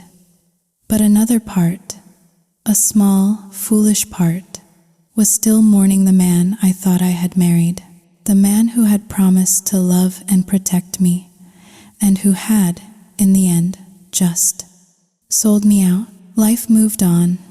I worked during the week, and on Friday afternoons, I would drive home to my parents. The whispers and the gossip in my hometown were relentless. She couldn't have children, so her husband left her. I heard them, but I didn't say anything. What was the point? In a way, they were right.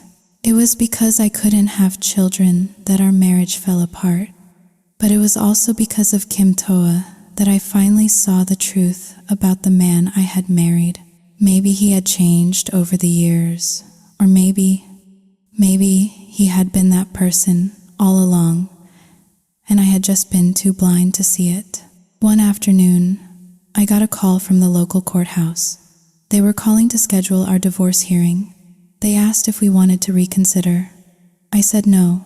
I asked if it could be finalized in one hearing, or if we would have to go through a lengthy mediation process. The clerk told me that since we had no children and had already agreed on the division of assets, it could be finalized in a single day. The day of the hearing was bright and sunny. I went alone. A few minutes after I arrived, Michael walked in with Megan. She had a triumphant smirk on her face. She looked like she had just won the lottery. The proceedings were quick and impersonal.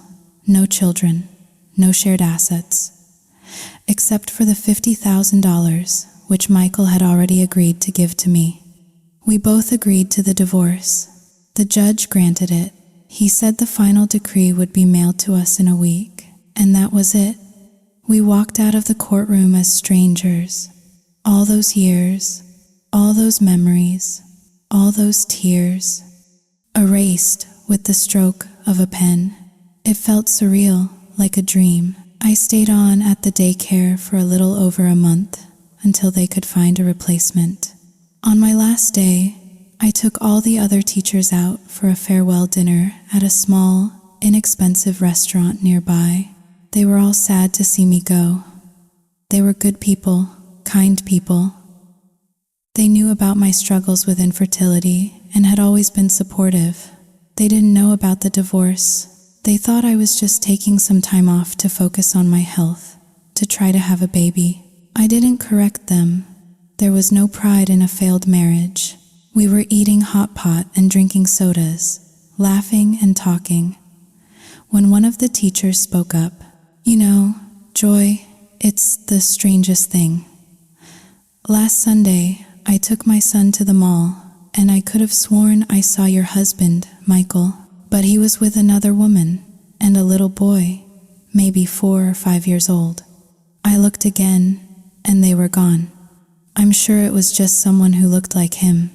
My eyes aren't what they used to be. Vanessa, bless her heart, jumped in before I had to say anything. Oh, it couldn't have been him. Joy and Michael went to her hometown last weekend. You must have been mistaken. I guess so, the teacher said, shrugging. Then she turned to me, her eyes kind. You'll get there, Joy. A sweet, good-hearted person like you. You'll have your baby soon. You know, my cousin had the same problem.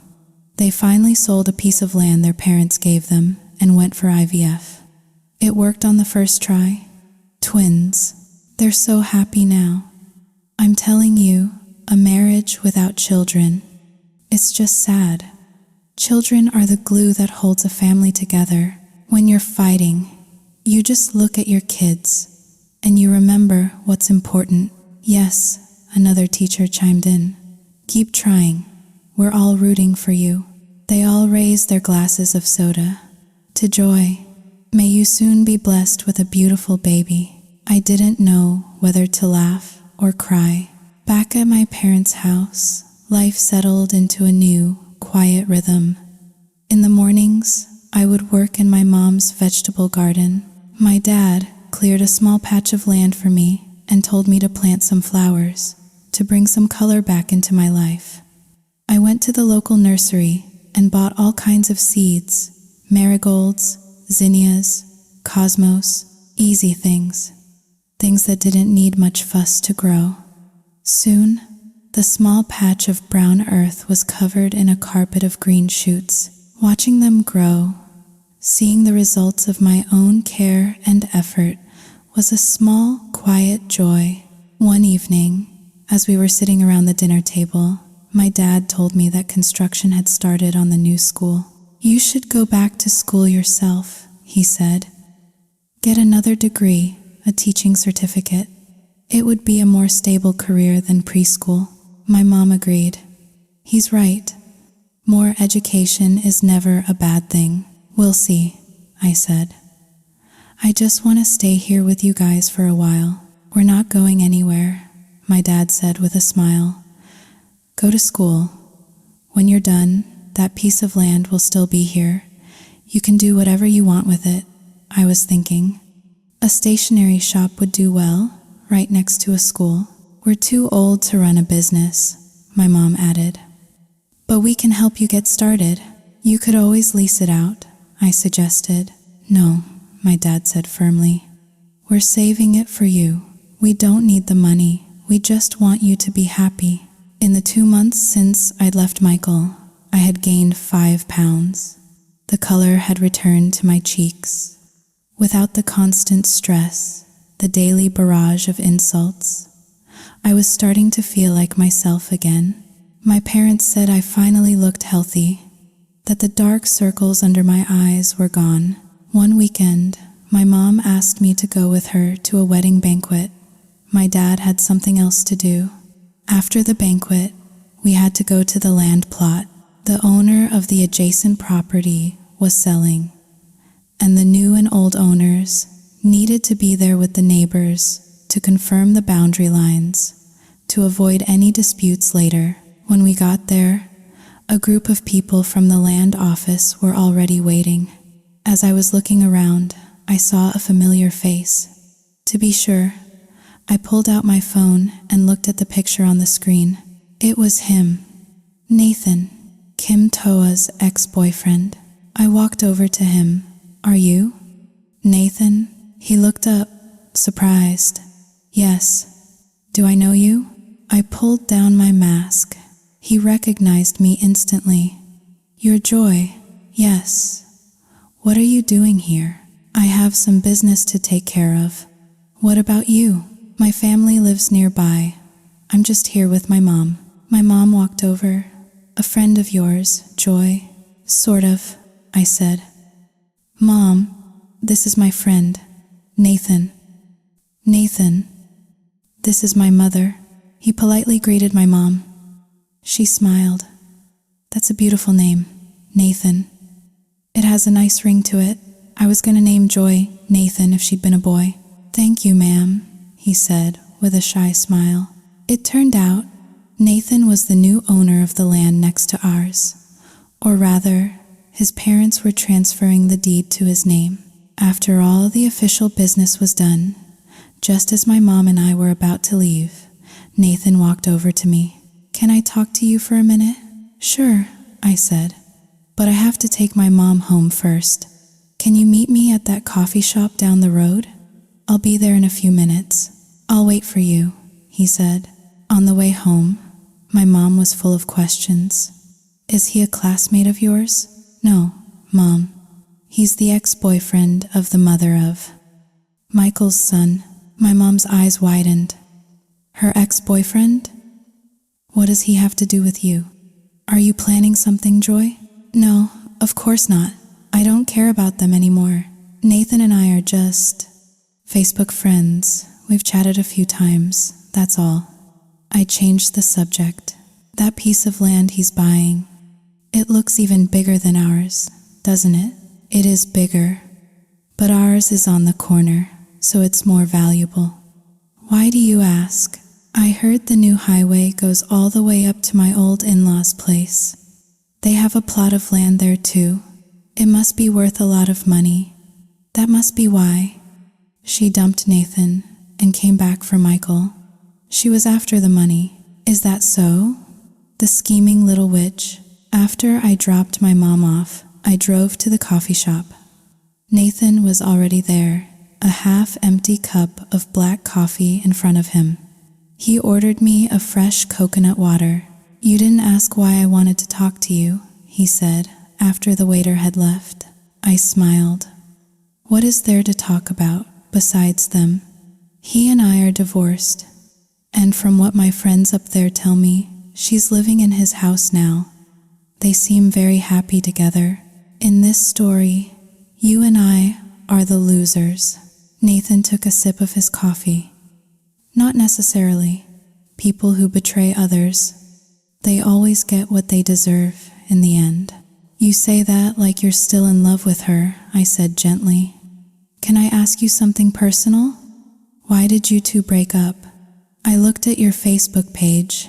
You two seemed so happy. Right up until the end. She said I was too poor. I almost laughed. Poor? That piece of land your parents just gave you is worth millions. She didn't know about the land. Oh, I said, a slow understanding dawning on me. If she had known her boyfriend was about to become a millionaire, she would never have left him. She must be kicking herself now. The land Michael's family owned wasn't as big as Nathan's, and it would have to be split 4 ways between his parents and the 3 siblings. Each share wouldn't amount to much compared to what Nathan now had. She must be so regretful now, I mused, to know you're a rich man. She was so close to having it all. My parents didn't tell me about the land until after she left, he explained. They always taught my siblings and me to be humble, to work hard for what we want. They were going to give it to me when I got married, as a wedding gift. But before they had the chance, she broke up with me. She said I was too poor, that I couldn't give her and her son a stable life. You should just let her go, I said softly. Like me, I've put them out of my mind. I don't think about them. I don't care about them. I'm just focusing on myself, on my parents, and slowly, I'm starting to forget the pain. We don't have to get revenge. We don't have to make a scene, not because we're scared of them, but because they're not worth our time. Nathan looked at me, a slow smile spreading across his face. When he smiled, a small dimple appeared in his cheek. It was very charming. You're a teacher, right? You have a way with words. Just a preschool teacher, I said, blushing slightly. Any kind of teacher is a noble profession. I have a lot of respect for teachers and doctors and police officers. What do you do? I asked. I'm just a farmer. Farming is a noble profession too. Without farmers, who would grow the food we eat? He laughed. You teachers, you can make anything sound good. I'm impressed. There's nothing to be impressed about. Of course there is. The way you talk, you make a person feel respected. No one had ever said that to me before. People had called me pretty, tall, fair-skinned, but no one had ever complimented me on the way I talked. It was nice. We talked for a little while longer, and then we said our goodbyes. That evening, my parents asked me what we had talked about. I told them it was nothing important. Don't worry, I said, seeing the concern in their eyes. I'm not going to do anything stupid. I'm not going to scheme against them. It's not worth my energy. That's good, my dad said. Remember, the best revenge is to live well, to not even think about them. I know, Dad. I'm already already doing it. From now on, I'm just living for me. And for the first time in a very long time, I felt like that was true. My parents were happy with my decision. As they had wished, I enrolled in an advanced teaching certification program. The university was a couple of hours away, so I rented a small room in a boarding house nearby, coming home on the weekends. My parents insisted on paying for my tuition and living expenses, telling me to save my own money for the future. No matter how old I got, I would always be their little girl, their constant worry. I started to think that maybe this was my path. Finish my degree, get a teaching job, and spend the rest of my life taking care of my parents. I wouldn't get married again. I was afraid. Afraid of ending up with another difficult family, another unfaithful husband, and most of all, I was afraid that my inability to have children would just bring misery to someone else. It was better to be alone. I still kept in touch with Vanessa. Her life was a constant struggle. Her kids were always sick. Her salary was never enough. If I could go back in time, she'd say over the phone, I would never have gotten married. It's not worth it. You're the lucky one now, Joy. No husband to answer to, no kids to worry about. You can do whatever you want, whenever you want. Me? Even when I'm sick, I have to drag myself to work. If I don't, we don't eat. And there are always 3 other mouths to feed. I would try to cheer her up. It's hard when they're little, but they're a blessing, Van. When you're old, you'll be surrounded by your children and grandchildren. And they'll always have each other. Just hang in there. It'll get easier. But I knew it wouldn't. Not really. One weekend, I came home for my grandfather's death anniversary. My uncle, my dad's younger brother, was hosting the memorial at his house. The whole family was there, a crowd of aunts, uncles, and cousins.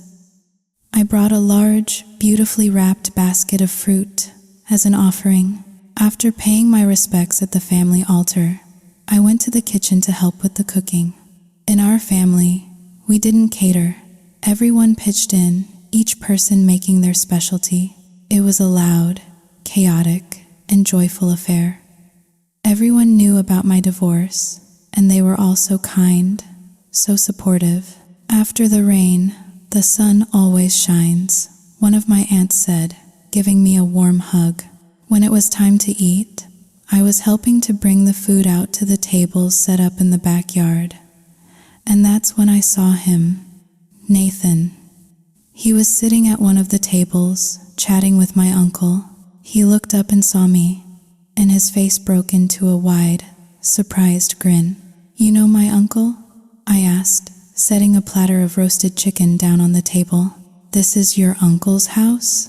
Today is my grandfather's memorial. My uncle overheard us. You two know each other? Yes, Nathan said.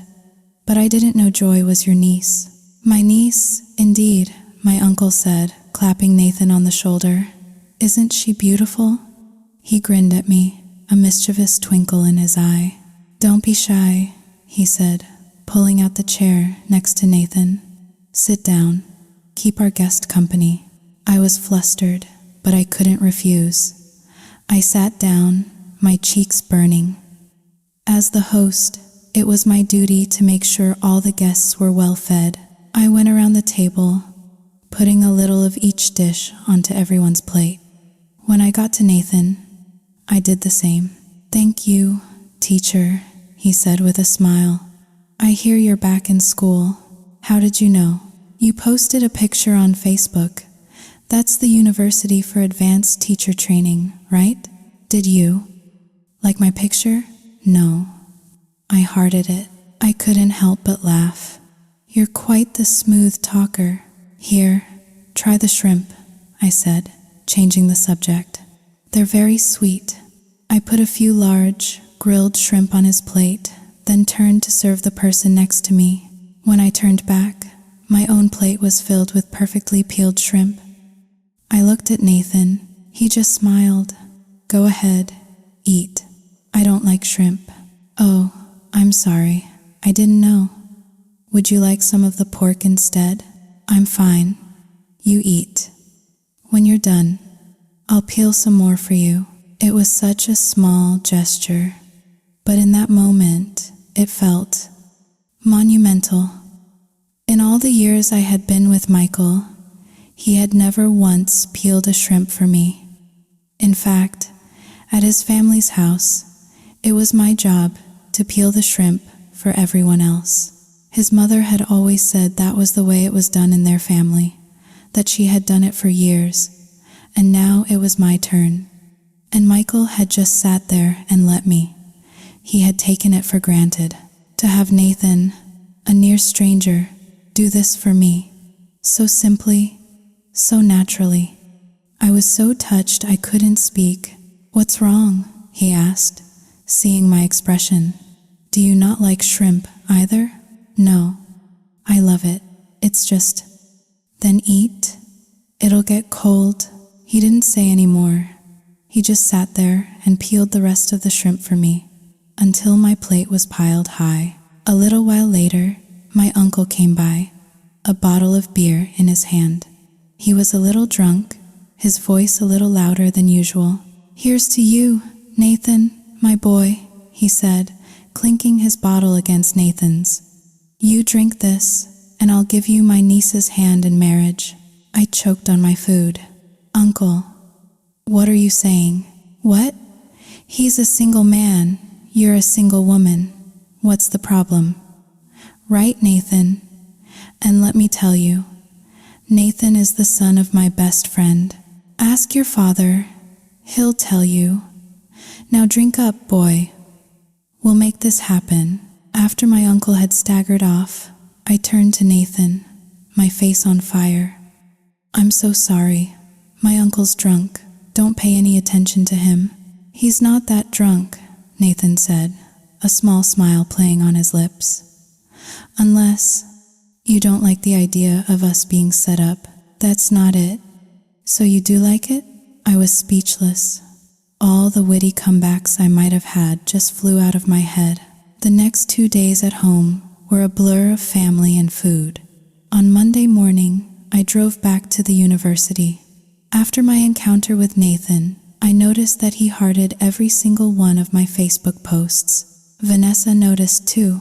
What's going on with you and that Nathan guy? She asked me over the phone one day. He's all over your page. I told her the story. She was silent for a moment. Then she said, I have a feeling you two are going to end up together. I almost choked on my water. Are you crazy? What are you even thinking? Why not? He's single, you're single. It's perfect. But he's Kim Toa's ex-boyfriend. It's just weird. Who cares? I stalked his Facebook page. He seems like a good guy. Very decent. You never know. Fate works in mysterious ways. Two lonely hearts, brought together by circumstance. Oh, stop it. And besides, he's a young, single guy. I'm a divorced woman. We're not a good match. We're just friends. My psychic senses are telling me otherwise. And my psychic senses are never wrong. You're insane, I said, and hung up the phone. A few days later, I came back to my boarding house and saw a tall figure moving things around in the room next to mine. I couldn't see his face, just his back. When he turned around, I was shocked. It was Nathan. What are you doing here? I asked, my heart doing a little flutter kick in my chest. He wiped a bead of sweat from his forehead. Oh, hey, teacher. Just fixing a few things for my aunt. Your aunt? Yeah. The woman who owns this boarding house? She's my mom's younger sister. Oh, just then, an old man in a wheelchair selling lottery tickets rolled up to us. I didn't usually play the lottery, but I always bought a ticket or two from the elderly or from children just to help them out. Nathan smiled at the old man. A kind, gentle smile. He took the whole stack of tickets from him. There were 12 left. "I'll take them all, sir," he said. He paid the man and then helped him turn his wheelchair around and pushed him out of the narrow alleyway. The late afternoon sun cast a golden glow on his face, and in that moment, with his kind smile and his respectful gesture, he was the most handsome man I had ever seen. He came back and split the stack of tickets in half. He handed 6 of them to me. "What's this for?" I asked. "A gift. In case I win, I won't know how to spend all that money by myself." I laughed.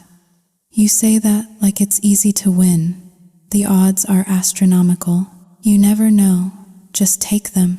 Are you going home this weekend?" "Yes, I was just about to leave. Can I catch a ride with you?" So I found myself sitting on the back of his motorbike, my hands resting lightly on his waist as we drove through the darkening countryside. "So," he said, his voice carrying over the rumble of the engine, "did you know that your uncle officially offered me your hand in marriage?" "What?" He slowed the bike down so I could hear him better. "He came over to my house the other day, had a few drinks with my dad. Then he called me out and told me he was going to give me his beautiful niece. He said our horoscopes are a perfect match, that we would have a house full of children. My dad is very excited. He can't wait to meet you." He turned his head slightly. "Are you listening to me?" I was in shock. I couldn't even form a response. "Did I say something wrong?" he asked, pulling the bike over to the side of the road. "Did I upset you?" "No, it's not you. It's just that phrase, a house full of children. It hurts a little." I looked down at my hands. "I told you, it's hard for me to have children. That's why my husband and I got a divorce.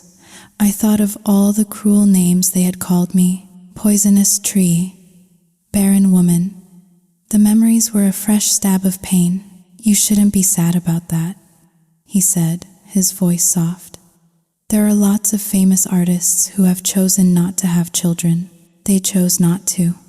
I don't have a choice, but you don't know that for sure. And besides, you know, there are many trees in the world that don't bear fruit. My dad has one in his garden. It's a beautiful tree, but it's never had a single fruit on it. The rare things in life are often the most precious." I knew he was just trying to make me feel better, but it worked. I smiled. "Really? I wouldn't lie to you. When we get home, you can Google it. You'll see." He started the bike again. When we got to his house, he invited me in, but it was getting late and I knew my parents would be waiting for me. The moment I pulled into my driveway, my parents came rushing out. My dad took my bike. My mom took my bag. "Are you tired? Go wash up. Dinner's ready. All your favorites." "I'm not tired," I said. "I didn't drive today. I got a ride." "With who?" "Nathan. The guy I met at Uncle's house." "Dad? Do you know his father?" "Uncle said his dad is his best friend." My dad nodded. "I know the family. They're good people. Isn't he the one who owns the land next to ours?" "Yes," my mom said. "I know his parents, but I didn't know he was their son. He's a very polite young man." "He is," my dad said. "A good, respectable family. I think he's a police officer, isn't he?" "No, Dad," I said. I asked him. He said he's a farmer. "No, I'm pretty sure he's a cop." That night, back in my room, I scrolled through Nathan's Facebook page again. I didn't see any pictures of him in a uniform. My dad must have been mistaken. Just then, a message popped up from Nathan. It was a picture of a strange-looking plant. A moment later, another message came through. "This is a plant that doesn't bear fruit, but every part of it is useful. It's even exported to other countries." I knew what he was doing. He was trying to cheer me up, to make me feel less alone in my barrenness. I smiled. "Thank you," I typed. "You've taught me something new today. Anytime." Are you going back to the city on Monday? Yes, early in the morning. Can I come over to your house tomorrow? The message took me by surprise. Is something wrong? My dad found out I came home with you. He wants to come over and formally ask your parents' permission for us to get to know each other. He's already called your uncle. I jumped up from my bed. Just then, I heard my mom calling me from the living room. Oh no, I thought. Don't tell me it's what I think it is. In the living room, my dad was sipping his tea. He motioned for me to sit down. Your uncle just called. He and his friend, Nathan's father, are coming over tomorrow. But why? Why are they coming here? I don't know. But if your uncle is bringing a guest, we need to be good hosts. You and your mother will have to get up early and go to the market. The next morning, my mom and I were up before the sun, preparing a feast. We were still in the kitchen when our guests arrived. I peeked out and saw my uncle, Nathan, and an older man who I assumed was Nathan's father. I quickly brought out some tea. My uncle beamed at me. Here she is, my beautiful niece, Joy. She's studying for her advanced teaching degree. And this is my good friend, Mr. Tran, Nathan's father. It's a pleasure to meet you, sir, I said, bowing slightly. Nathan's father had a stern face, but his eyes were kind. After serving the tea, I excused myself to go back to the kitchen. A moment later, Nathan followed me. Did your uncle say anything to your father? I asked, my voice a whisper. I told you. He promised you to me. My dad was so excited. He woke me up at 5 a.m. to get ready. I'm not kidding. You can ask your uncle, but this is crazy. Why didn't you tell your dad about us? About what? About me. I was married before. My ex-husband is now with your ex-girlfriend. It's a mess. You think too much, he said with a smile. Just then, my mom came into the kitchen. She saw Nathan standing there and smiled. Oh, good, you're here. Can you chop the chicken for me? And Joy, you make the dipping sauce. She looked at the way he expertly wielded the cleaver. You're very skilled. You must be a soldier. My uncle, who had followed them into the kitchen, laughed. He's a police officer. Works up in the provincial capital. Oh, is that so? Do you come home often? Usually just at the end of the month, ma'am. I turned to him, my hands on my hips. And you told me you were a farmer. You're a liar. He just grinned. My roots are in farming, and I travel back and forth, just like you, teacher. I looked at him then, really looked at him. He had a good, honest face. He came from a good family, and he was a police officer, a respected profession. I couldn't understand it. Why had Kim Toa left him? We ate a long, leisurely lunch. After a few glasses of my dad's homemade rice wine, my uncle officially announced his intention to matchmake me and Nathan. My dad, ever the straight shooter, told them my story, that I had been married before, that the marriage had ended because of my infertility. Nathan's father didn't even flinch. I know, he said, his voice calm and steady. My friend told me, in our family, the most important thing is a person's character and what your daughter has been through. It only makes us respect her more. We would never judge her for it. As long as the children are happy, that's all that matters to us as parents. My parents' faces relaxed. My uncle beamed. So, it's settled. You two will get to know each other. If it works out, great. If not, you can be friends. No pressure. That afternoon, after our guests had left, my parents couldn't stop talking about Nathan. He's a good boy, my dad said. Very mature, very polite. And he chopped that chicken so beautifully, my mom added. So, my dad said, turning to me, what do you think? About what? There's nothing to think about. It's just weird. My ex is with his ex. Now we're being set up. It's too strange. I don't see anything strange about it, my dad said. The only thing that matters is if you two are compatible. From what I've seen, he's a good man, but you've just gotten divorced. You shouldn't rush into anything. I agree, I said. And honestly, after everything I've been through, I'm scared. I like my life now. It's peaceful. Why would I want to complicate it? You never know what fate has in store for you, my mom said with a gentle smile. For now, just focus on your studies. Whatever is meant to be, will be. That night, I got a message from Nathan. He told me his father couldn't stop praising me to his mother, saying I was beautiful, a good cook, and very polite. His mother was now pressuring him to pursue me. My parents are more excited about this than I am, he wrote. And you? I typed back. Aren't you excited? What do you think? I think probably not.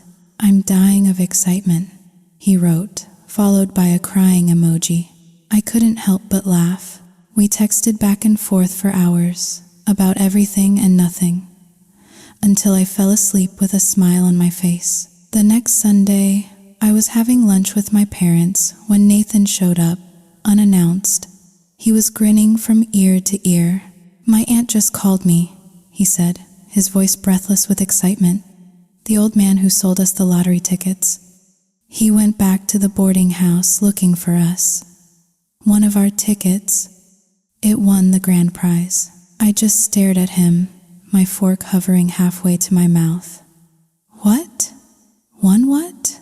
The grand prize. $2 million. I already checked the numbers. It's real. My parents and I were in shock. My dad put on his reading glasses and carefully compared the numbers on the ticket with the results on Nathan's phone. He checked the date, the state, everything. Finally, he looked up, his face pale. It's real. You won. We won, Nathan corrected him. I gave 6 of the tickets to Joy. We need to check hers too. I fumbled through my purse, my hands shaking. The tickets were still stuffed in a side pocket. I had completely forgotten about them. I pulled them out, and there, on 3 of the tickets, were the winning numbers. 3 tickets, $2 million each, $6 million. My parents and I just stared at each other, speechless. In all my life, I had never even dreamed of having that much money. This is your money, I stammered, trying to hand the tickets back to Nathan. You bought them. He pushed my hand away gently. What did I tell you? If I won, I wouldn't know what to do with all that money. I gave them to you. They're yours. We won together. It's more fun this way. He smiled. Now, take a pen, write your name and your ID number on the back of the tickets, and let's take a picture for proof. We'll go to the lottery office in a few days to claim the prize. After we had done all that, my parents cautioned us to be discreet, not to tell anyone about our winnings until the money was safely in the bank. They also said that we should donate a portion of it to charity. A few days later, Nathan and I went to the lottery headquarters to claim our prize. Even when I saw the numbers in my bank account, it still didn't feel real. Did we really win? I asked Nathan. For the 100th time, he laughed and gently pinched my nose. Does that feel real? It's real, but I still feel so bad. You should have had $12 million. He just smiled. Money is just paper. It's a tool to help us live. Don't let it control you. Tell you what, to make you feel better, I have a request. What is it? Come to my house for dinner. My mom is cooking a big meal to celebrate. Please come. He was so thoughtful, so considerate. He knew that sharing a meal with his family would make it feel like a shared victory, not just my own personal windfall. His parents were just as warm and welcoming as I remembered. His mother, especially, treated me like a daughter, piling my plate high with food, telling me stories about Nathan as a boy. They never once mentioned the money. On the way home, Nathan was quiet for a long time. Then he said, "My parents really like you." "I like them too," I said. "Your mom. She's so warm, and her cooking is amazing. It tastes just like my mom's." "She called your mom this morning to ask for her recipes." She did. And my uncle told me that my dad told him that our family is very rich, but we never show it. We live simply. "So, about the money," I started, but he cut me off. "My parents and I have already discussed it. We're going to donate a large portion of it, and the rest we'll invest. What about you?" My parents said the same thing. Donate some, help out some people in our village who are struggling, and help out my friend, Vanessa, and the rest, I'll just put it in the bank. My dad, after hearing about our day, took a long drag from his cigarette.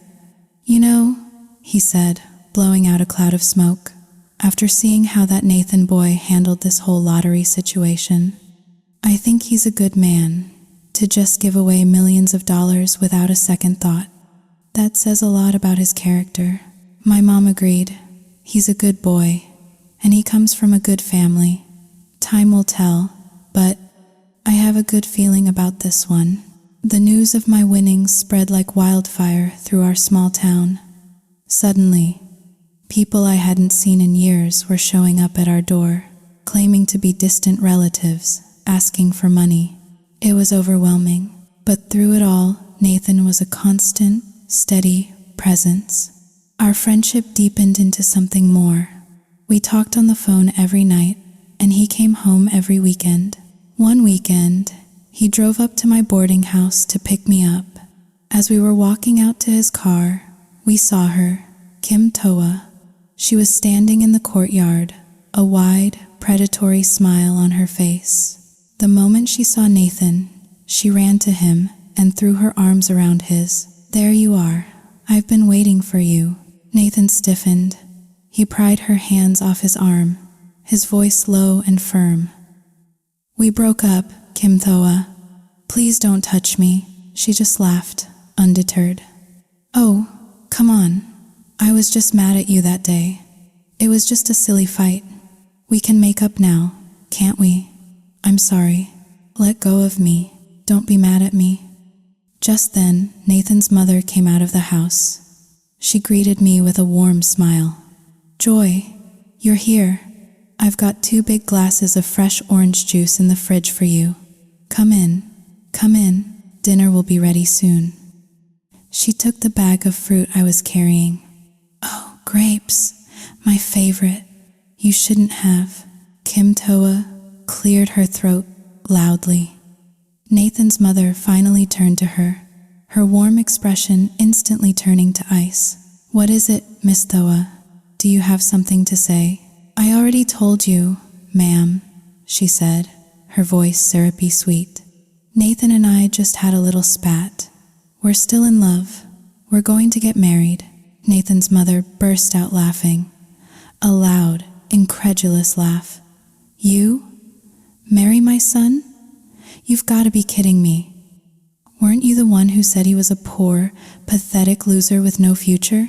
Weren't you the one who said his family were just a bunch of dirt-poor farmers? And now that you hear we have some money, now that my son has a good job, you come crawling back, talking about marriage. You've got some nerve." "But ma'am, couples fight all the time. We were just having a disagreement, and I love Nathan. That's why I gave my son away to his father, so I could be free to be with him. Ask Joy here. She'll tell you. She's the ex-wife of my son's father. They just got divorced because she's barren. Isn't that right, Joy?" She emphasized the word barren, hoping to score a point with Nathan's mother. But she didn't know that his parents already knew everything. They had known from the very beginning. "Yes," I said, my voice calm and clear. "I do have trouble having children, But I'm not as blessed as you, Thoa, to have a child out of wedlock with another woman's husband. And the last time I saw you and my ex-husband, you two were very cozy. You were talking about getting back together. And now, all of a sudden, you're in love with your ex. You change your tune as fast as the weather, don't you? Her face paled. She turned to Nathan, her eyes wide and pleading. Nathan, she's lying. She's just jealous. She's trying to sabotage us. I never lied, I said. But you did. You lied to everyone. Nathan finally had enough. He untangled himself from her grasp. She clung to him, weeping, begging. But he was firm. He pushed her away, and she stumbled, falling to the ground. And then she did something truly pathetic. She started wailing, loud, dramatic sobs, designed to attract attention. But Nathan's mother was quicker. "Oh, good heavens, everyone, come and see this," she yelled, her voice booming through the quiet neighborhood. "This young woman here, she used to be my son's girlfriend. She dumped him because she said he was too poor. Now she hears he has some money, and she comes back, crying and begging. Look at her, no shame at all, just a greedy, pathetic gold digger." The neighbors started to gather, whispering and pointing. Humiliated, Kim Toa jumped up, shot me a look that could kill, and sped off on her scooter. Later that evening, as I was leaving, I overheard Nathan talking to his mother in the kitchen. "You need to cut ties with that woman for good, son. Don't let her come between you and Joy." "I know, Mom, but you and Dad need to slow down too. Joy just got out of a bad marriage. You're going to scare her away. Scare her away. Son, you need to be more aggressive. If you like her, you need to pursue her. You're too slow. Your father and I won't get a daughter-in-law if you keep this up." I know. But Mom, can I ask you something? What do you and Dad really think about? About Joy not being able to have children? I held my breath, my ear pressed against the door. "So, what if she can't?" his mother said, her voice firm. "They can adopt. This is the 21st century, son. Are you still that old-fashioned? I thought you were a police officer. You're supposed to be progressive." "It's not me, Mom. I don't care about that. I was just worried about you and Dad." "Well, don't be. Now that you know how we feel, you should tell her. It will put her mind at ease. We don't care about that. We just want you two to be happy. That's all that matters." "Mom, I messed up with Kim Toa. I didn't listen to you. I won't make the same mistake again." "Good. But it's not just about who we like. You have to like her too." "I do, Mom. I really like her. She's special." I felt my cheeks flush, my heart beating a little faster. I tiptoed away from the door, a small, secret smile on my face. To know that there were people in the world like Nathan's parents, so kind, so wise, so loving. It was a gift. My dad was right. Kim Toa didn't give up. She started showing up at Nathan's workplace, causing a scene, harassing him. But he was firm. He refused to see her, refused to talk to her. The power of money, it seemed, could make people do the most shameless things. Meanwhile, at Michael's house, things were not going so well. The little boy was a terror. He threw tantrums, broke toys, refused to eat anything except for a few specific foods. He screamed and cried in the middle of the night, demanding expensive toys, demanding to see his mother. Michael and his parents were at their wits' end. One day, Michael's mother suggested they return the boy to Kim Toa, but Megan protested. "What if she doesn't let us see him again? He's our only heir." "Heir?" Michael's mother scoffed. "He's a nightmare. And since Joy left, this house has been a disaster. No one cooks, no one cleans. My old bones can't take it anymore." They fought constantly. One night, the boy was having a particularly bad tantrum. Michael, at the end of his rope, finally snapped and hit him. The boy just screamed louder. His grandparents had to intervene. They finally managed to calm him down with promises of new toys. A few days later, they found out that Kim Toa had taken the last of Michael's savings and disappeared. She had blocked all their numbers. They were stuck with the boy. A boy who, they were starting to realize, was not the perfect little angel they had imagined. A boy who was, in his own way, just as much of a victim in all of this as I was. My mother-in-law, or rather, my ex-mother-in-law, Eleanor, finally broke down. She cornered Michael in the kitchen one morning. "You have to go get her back," she pleaded, her voice cracking. "Go to Joy and beg her to come back. Women are soft-hearted. She'll forgive you. You just have to be persistent. This house, it's falling apart without her." Michael just shook his head. "Do you have any idea what you're asking, Mom? Even if I begged, she wouldn't come back. There's too much water under the bridge." "Then keep begging. A man's pride is nothing compared to a peaceful home. You think she won't give in after 5 years of marriage? There's still something there. Go and get her." "I'm not going," he said, his voice flat. "It's humiliating." "Humiliating?" she shrieked. "You want to know what's humiliating? It's me, an old woman, having to cook and clean for this entire household. It's me, having to raise that little monster of yours. You want a new wife? Fine, go find one. Find someone to serve this family, to take care of your bratty son, because I am done. I can't take it anymore." Michael stormed out of the house. He didn't have anywhere to go. He just drove to a bar and started drinking. Late that night, my phone rang. It was a number I didn't recognize. I answered. "Hello? It's me." I knew that voice. "What do you want, Michael?" "I miss you," he slurred. I almost laughed. "You've got the wrong number." "No, I don't. You're Joy, my wife. I think you're a little too drunk to remember that we got divorced almost a year ago," I said, my voice cold. "I am not your wife, and I'm asking you, please, do not call me again. I don't want to see you, and I don't want to hear your voice." I hung up and blocked the number. He called again and again, but it went straight to voicemail. In a drunken rage, he threw his phone against the wall, shattering it. Then he ordered another round. He drank until he passed out. Some friends he was with stole his watch and his wallet and left him there. When the bar closed, the owner, thinking he was trying to skip out on his bill, had his bouncers drag him into the back alley and beat him up. Someone who knew him found him lying unconscious in the street and called his parents. He spent the next few days holed up in his room, bruised and ashamed. The bar had taken his picture and posted it on a local social media group, warning other businesses about the deadbeat who doesn't pay his bills. And to make matters worse, his son was driving him crazy. The boy wouldn't stop screaming, demanding his mother, demanding new toys.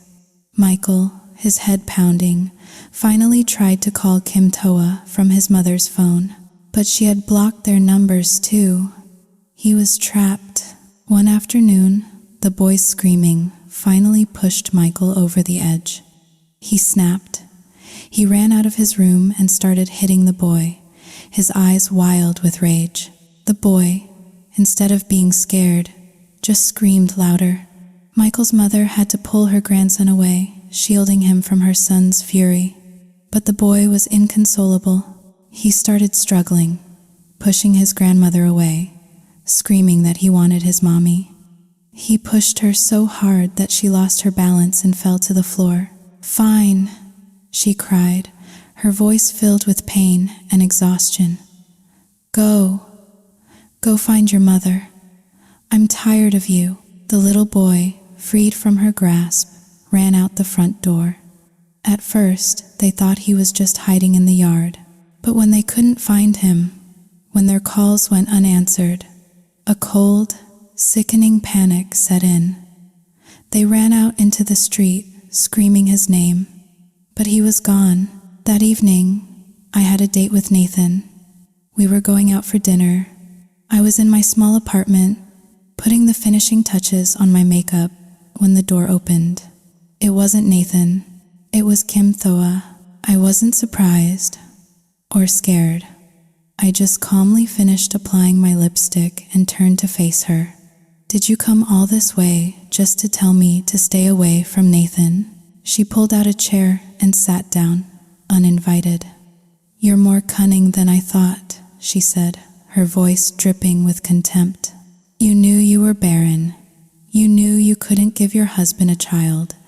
You made him miserable for years, and now you've moved on to Nathan.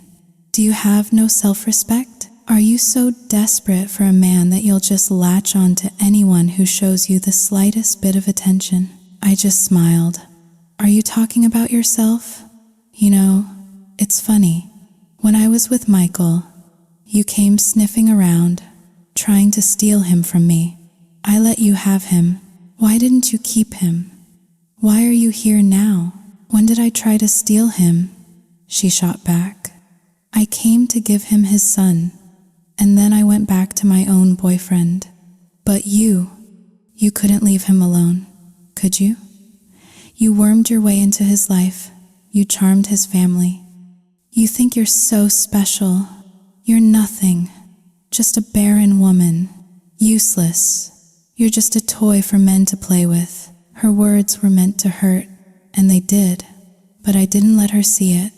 "It's true, I do have trouble having children," I said, my voice steady. "But have you ever stopped to think why Nathan, knowing that, would still want to be with me, and not with you, a woman who can have children? Why his entire family treats me with kindness and respect, but they can't wait to get rid of you? Could it be that I'm not the one who's just after his money? Don't project your own shamelessness onto me. I'm not you. I have dignity. I have self-respect. You have nothing, except for a very, very thick skin." Her face turned red with fury. She jumped to her feet and raised her hand to slap me. But before she could, another hand shot out and caught her wrist. It was Nathan. He had been standing in the doorway, listening to the whole thing. "Nathan!" she cried, her voice instantly changing from a snarl to a whimper. "She was insulting me. Enough, Kim Thoa," he said, his voice cold. "I heard everything. You're the one who started this, but it's because of her that you won't come back to me. Even if she didn't exist, I would never get back together with you. We are over. Please, have some dignity and leave." He let go of her wrist, but instead of leaving, she threw herself at him, wrapping her arms around his neck, sobbing. "Please, Nathan, don't leave me. If you do, I'll kill myself." He pried her arms off him, his face a mask of disgust. "Your life is your own. It has nothing to do with me. Now, please, get out." Seeing that her tears weren't working, she switched tactics. She ran into my small kitchenette, grabbed a fruit knife, and held it to her throat. "If you don't take me back today, I will die right here." I was terrified, but Nathan was calm. "If you want to die," he said, his voice even, "do it outside, not in here." "If I die here," she hissed, "you and this bitch will be responsible." He just smiled. "Have you forgotten what I do for a living? Who do you think you're threatening?" Realizing her bluff had been called, she threw the knife on the floor with a clatter. She pointed a trembling finger at us. "Fine. You think you've won? I'll show you. I'll show you both what happens when you cross me. I'll go to your precinct, Nathan, and I'll tell everyone what a heartless bastard you are.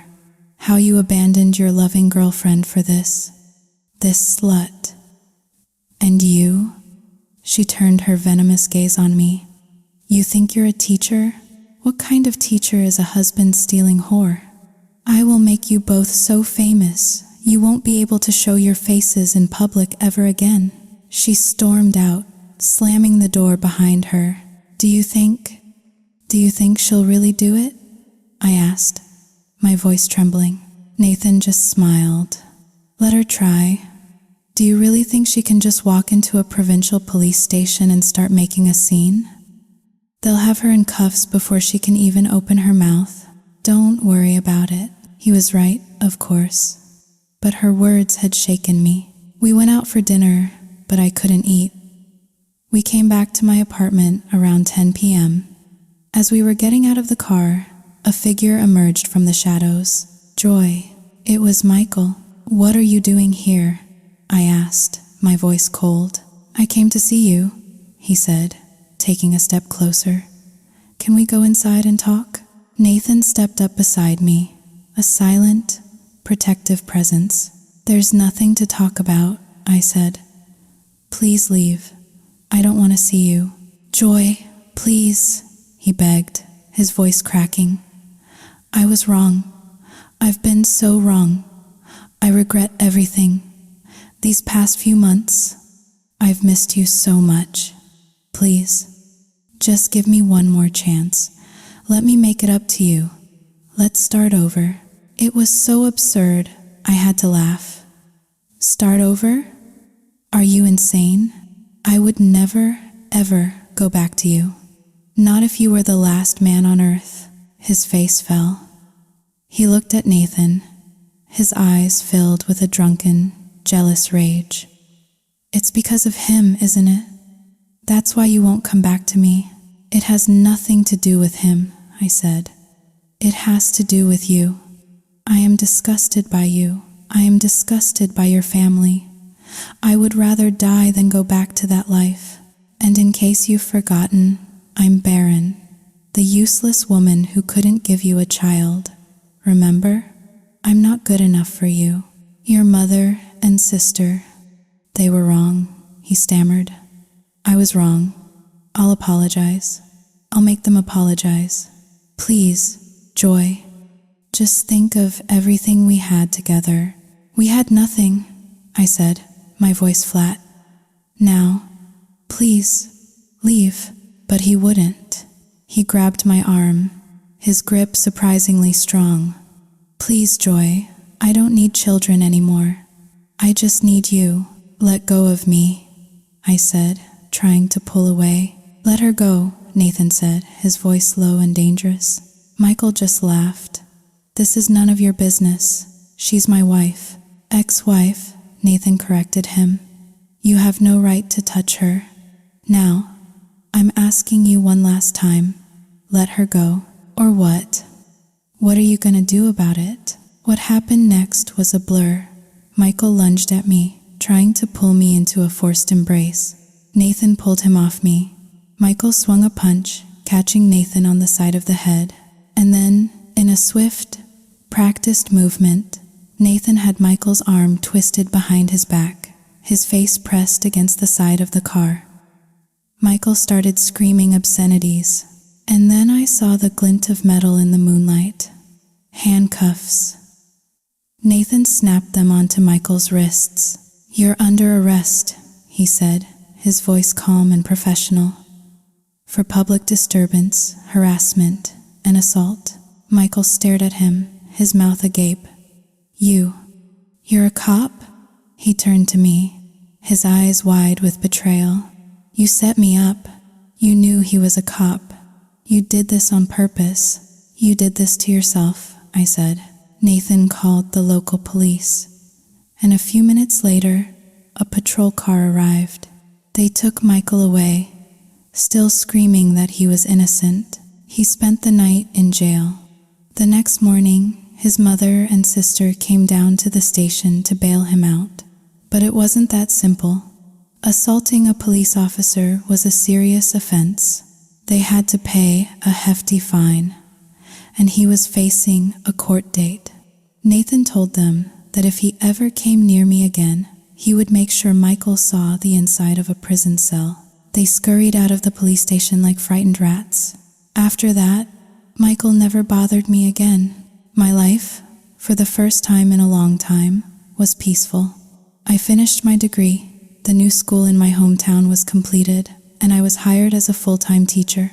I had my parents, I had my job, I had Nathan. Life was good. But then, one day, the unthinkable happened. Vanessa sent me a link to a video. It was a pornographic video. 2 men and a woman. And the woman's face was mine. It had been crudely photoshopped onto the actress's body, but it was convincing enough. The title of the video was "Slutty Teacher Takes on 2 Men," and it had gone viral. My world came crashing down. My phone started blowing up with friend requests from strangers, with vile, obscene messages. My Facebook page was flooded with hateful comments. I couldn't breathe. I didn't know who could hate me this much. Michael, Kim Toa, both of them. I was sitting on the floor of my apartment, shaking, when Nathan burst in. He took one look at my face and knew. He pulled me into his arms.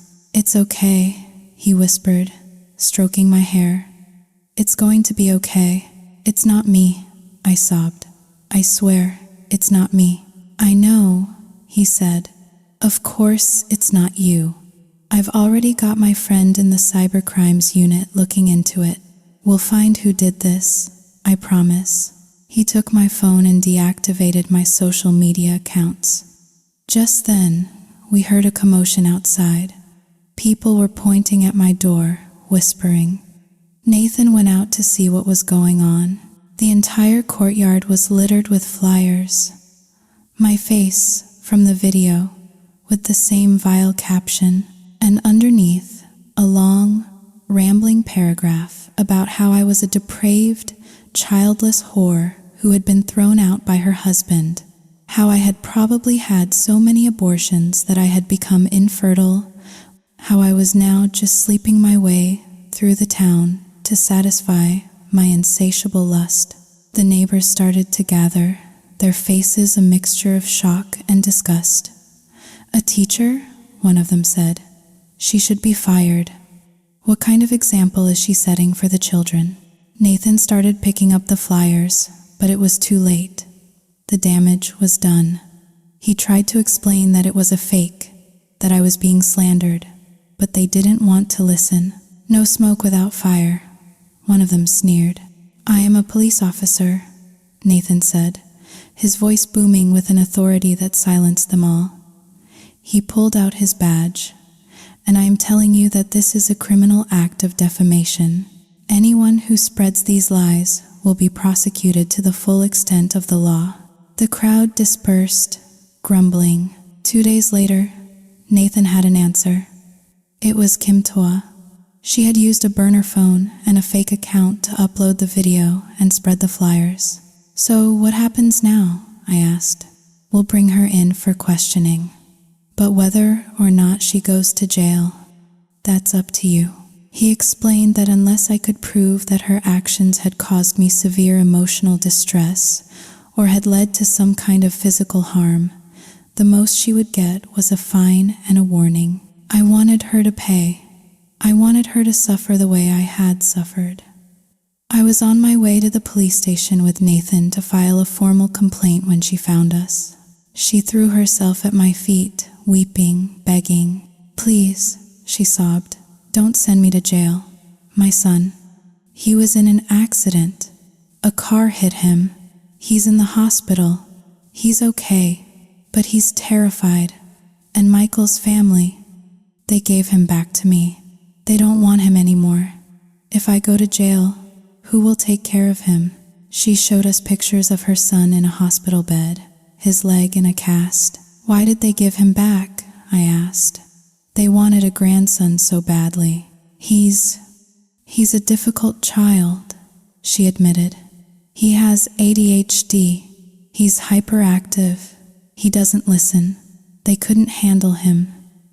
And since you left, the house has been a mess. No one to cook or clean. They were miserable. She looked down at her hands, and I wasn't exactly a model daughter-in-law. Why did you wait so long to bring him to them? I asked. Why did you wait until he was 4? She hesitated. Then she told me the whole sordid story, how she had gotten pregnant and planned to have an abortion. But the doctor had told her it was a miracle she had conceived at all.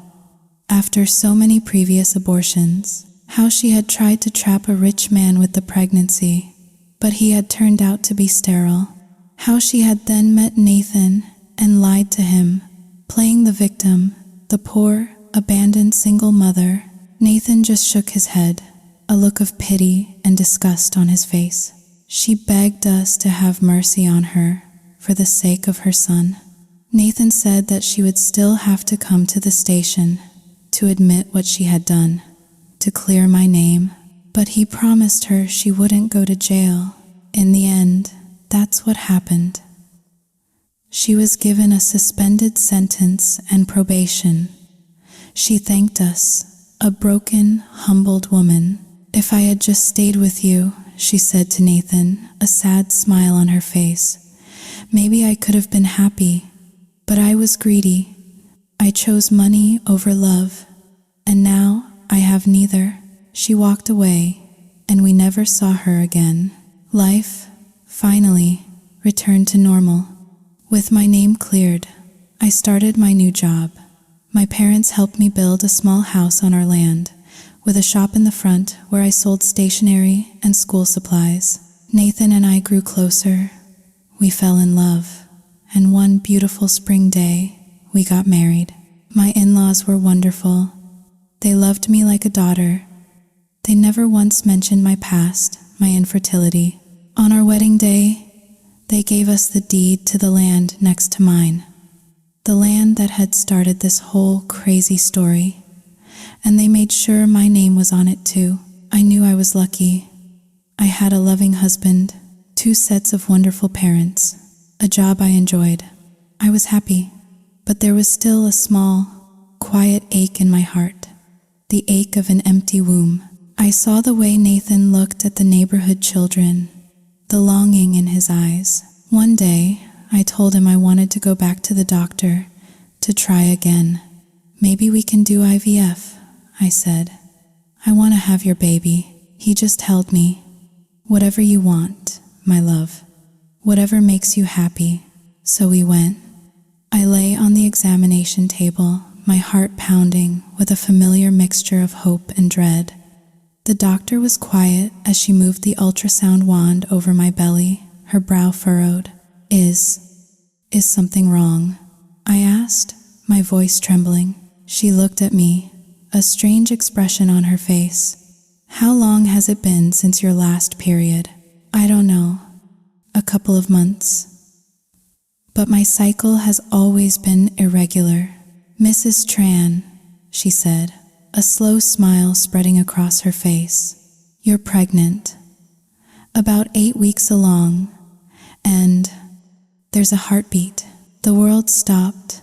I just lay there, the tears streaming down my face, not of sadness, but of a joy so overwhelming it felt like my heart would burst. When I came out of the room and showed Nathan the ultrasound picture, he just stared at it, speechless, and then he picked me up and swung me around, laughing, his own eyes shining with tears. Our daughter, Lily, was born 7 months later. She had my eyes and Nathan's nose, and she was perfect. My in-laws were over the moon. My sister-in-law, a sweet, funny girl who was the complete opposite of Megan, doted on her. Life was a whirlwind of diapers and feedings and sleepless nights. But it was a happy whirlwind. Nathan, who had managed to get a transfer to the local police precinct so he could be closer to us, was a doting father. He was so in love with his little girl. Thank you, he would whisper to me at night as we lay in bed, listening to the soft sounds of our daughter breathing in her crib. Thank you for giving me this perfect, beautiful gift. I should be thanking you, I would reply, for loving me, for never giving up on me. And then, when Lily was just 5 months old, I found out I was pregnant again. This time, I knew the signs. This time, I wasn't afraid. At the doctor's office, the ultrasound technician smiled. "Well," she said, "it looks like you're in for a surprise. Congratulations, you're having twins." I asked the doctor why. Why? After all those years of nothing, was it so easy for me now? "Sometimes," she explained, "it's not about your body. It's about the right partner, the right chemistry. And sometimes, it's about being happy." Stress can do terrible things to a woman's body. But love can work miracles. Our twin boys, Leo and Liam, were born 6 months later. Our house was filled with noise and chaos and so much love. It was hard work. There were days when I was so tired I could barely see straight. But then I would look at my 3 beautiful children, at my loving, supportive husband, and I would know with a certainty that filled my entire soul that I was the luckiest woman in the world. One day, I was working in my shop when a man walked in. He was thin and worn, with sad, tired eyes. It took me a moment to recognize him. It was Michael. Can I talk to you for a minute?" he asked. I nodded. "I'm leaving," he said. "Going overseas to work. I wanted to say goodbye, and I'm sorry for everything." "You don't need to apologize," I said. "In a strange way, you did me a favor. If you hadn't thrown me out, I never would have found this life. I should be thanking you." He just looked at me, a sad, regretful smile on his face. "If I could go back, I would do everything differently. I wouldn't have lost you. You were the best thing that ever happened to me, and I was too stupid to see it." He told me his life was a mess. His mother was sick. He was in debt up to his eyeballs. He was leaving the country to try to make a new start. He left a few minutes later. I watched him walk away, a ghost from a past life, and I didn't feel anger or pity or even sadness. I felt nothing. He was just a stranger, a footnote in my story. That night, as I was tucking my children into bed, Nathan came up behind me and wrapped his arms around my waist. "You're tired," he whispered, kissing the top of my head. "Go to bed. I'll do the dishes." I leaned back against him, my heart full. "You're tired too. You work all day, and then you come home and help me with the kids." "It's not helping," he said, his voice firm. "It's my responsibility. I'm their father, and I love it." He smiled. "Now go to bed. I have something to tell you." Later, as we lay in the quiet dark, he turned to me. "I'm done being a father for the day," he whispered, his voice a low, seductive rumble. "Now, I want to be a husband." I smiled and pulled him closer. His lips found mine, and in the soft glow of the moonlight streaming through our window, we lost ourselves in each other. "Joy," he murmured against my skin. "Yes, I love you. I love you too." And as I drifted off to sleep in his arms, I thought about the long, painful journey that had brought me to this moment. All the tears, all the heartbreak, all the despair, it had all been worth it, because after the storm, the sun had finally come out, and it was more beautiful than I could have ever imagined.